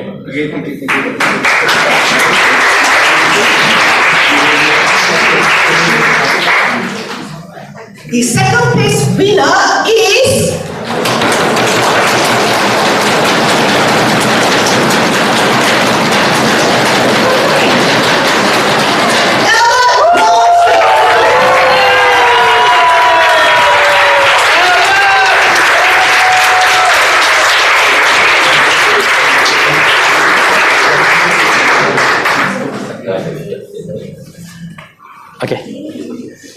Okay, 1, 2, 3. 1, 2, 3. Last one. 1, 2, 3. Okay.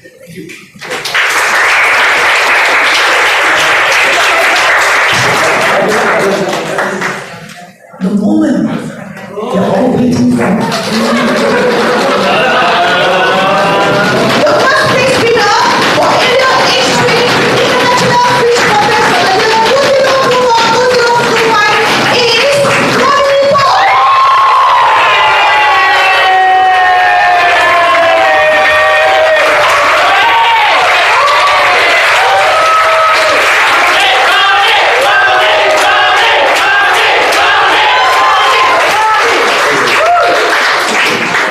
You only need to get it right one time. Okay, 1, 2, 3. 1, 2, 3. Last one. 1, 2, 3. Okay. May I invite Division H Director Mohanita as well as the other contestants to come out on stage for the group photo.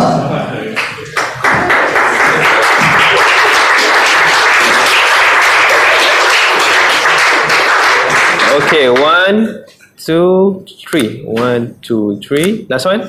Big smile. 1, 2, 3. Okay.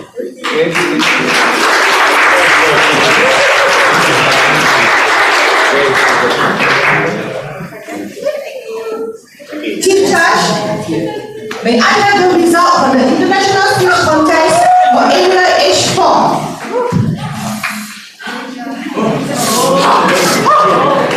Hot from the oven. Ladies and gentlemen, I have received the results from the Chief Judge and I would now like to present the contest result. Before the result are announced, I would like to say congratulations to all of our contestants for competing. Just to remind everyone, the first and second place winners will represent Area H3, H4. See? It's like Malay, I teach you all Malay word. Call it tersaso. Kami bela di all the time. Go back, learn the bahasa Malaysia.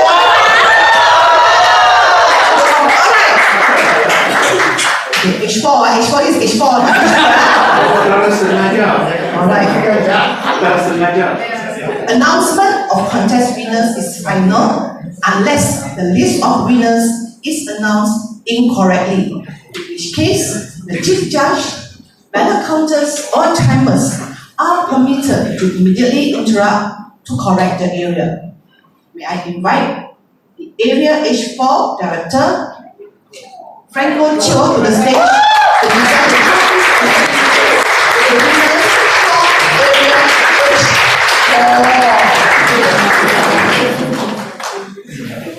Almost referee, Stacy and Hu.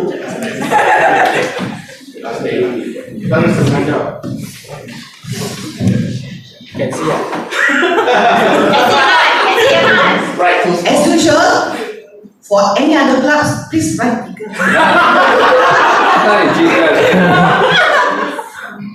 There is no time for celebration.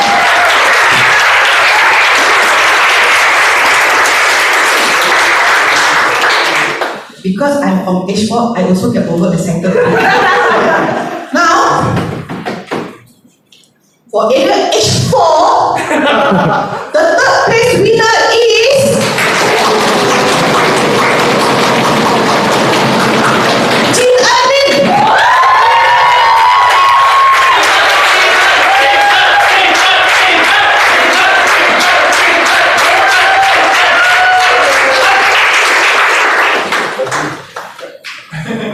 Okay, 1, 2, 3. 1, 2, 3. Last one. 1, 2, 3. Okay.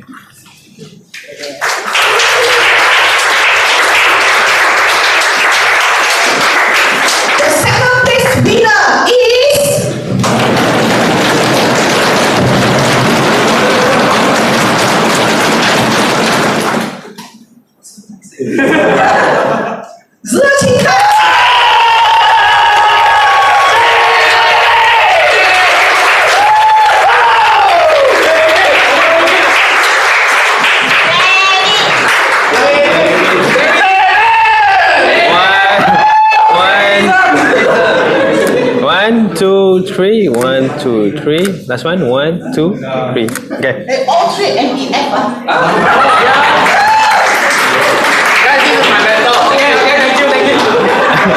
And now, the moment that everyone is waiting for, the announcement of the first prize winner, International Speech Contest for Indian Education Hall,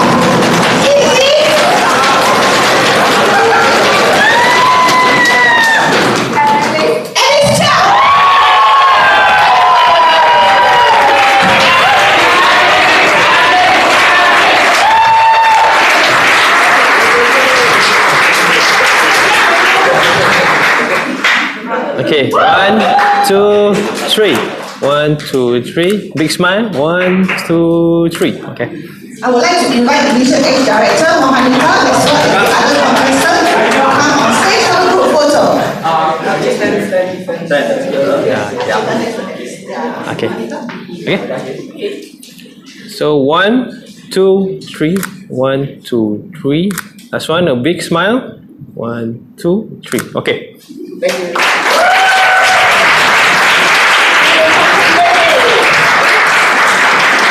Thank you, everyone. And I shall now hand over to the Toastmaster for the day, Max. Go.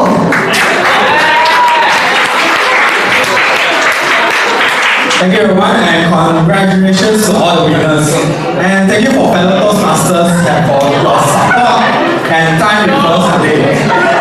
And I shall now pass to the Toastmaster Franco to have the closing speech. With that, Toastmaster Franco, can stage right.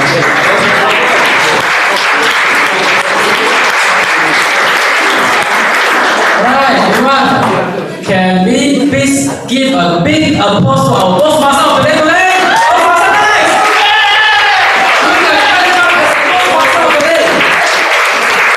First of all, I would like to thank you for all you all coming for today to show your support and of course our role players to make this contest be held successfully. Alright, so congratulations to all the winners and the contestants. Okay? Your courage and dedication to step out of your comfort zones and take part in this contest inspired us all. Each speech delivered today was a masterpiece, and every iteration was a testament to the value we find in learning and growing together. To the organizing committees, okay, our contest chair, Toastmaster Karuna, and all the organizing committee, thank you very much, okay, for making this contest be happen, okay, and there's some challenging when we are planning for this contest, but at last we held it successfully and here and today at this time. Give a round of applause to ourselves.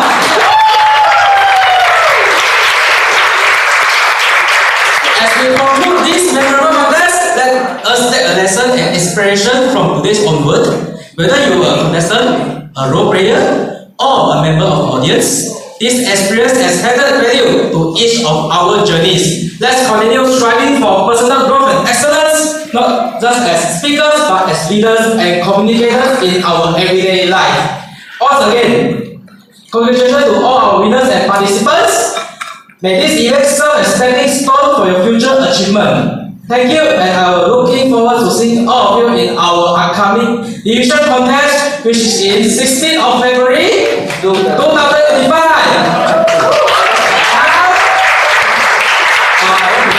Okay, so now I'll pass the stage back to our Toastmaster of the day, Toastmaster Max. Thank you, round of applause to our Toastmaster Franco. And Toastmaster is not just our contestant who have fully used them. We have asked them to perform, asked them to give table topics. We also want to fully use you guys as well. Toastmasters and guests, please stand up. Look at the floor, left and right. Is there any rubbish? If yes, pick up. Okay, and then look at your chair, take it out your chair and put it at the left, right or behind. Thank you, thanks for your cooperation, thank you.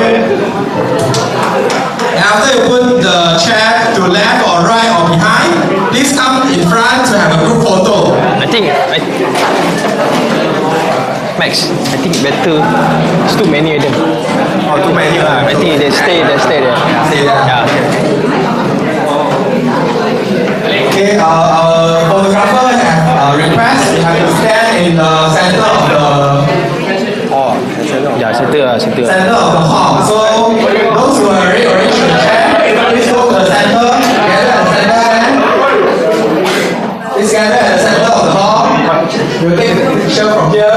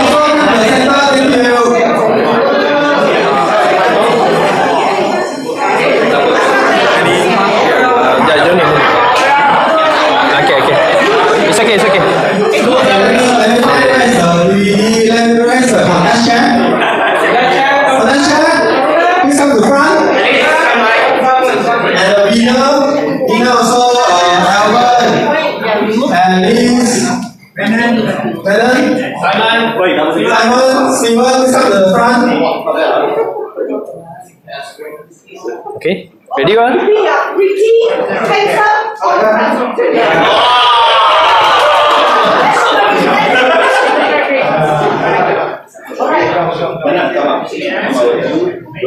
let me share something with you all. You see, if you go to China, you all like that already. You know how to take photos or not? Don't need to tell. You all stand in between the person in front of you. And the second row will stand in between the person, two person in front of you. Alright.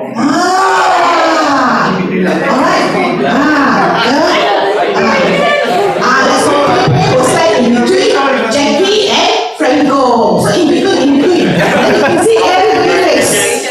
I can see Jason Cole's face. I can see Richie. I can see Amber.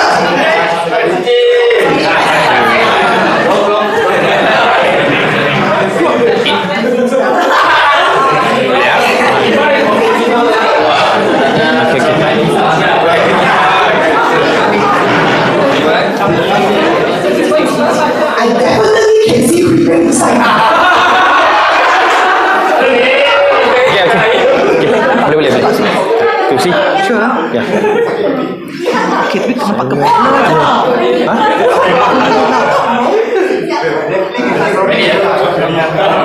Okay, ready? One. Test. Okay. Ayi. 1, 2. 1, 2, 3. 1, 2, 3. Freestyle. 1, 2, 3. Okay.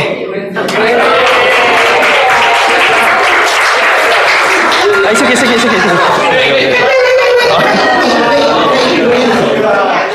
Oh, yo.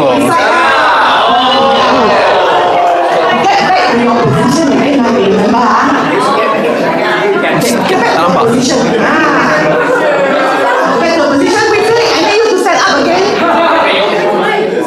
Yes, perfect. Amber? Daisy. Hello, Daisy, where are you? Okay, Pepe. Anthony, right? Yeah. Daisy, I can't see you. Let me see this side. Okay, done. That side. Alright. And kalau ada di coming in, right? No lah, I on behalf of Ashraf.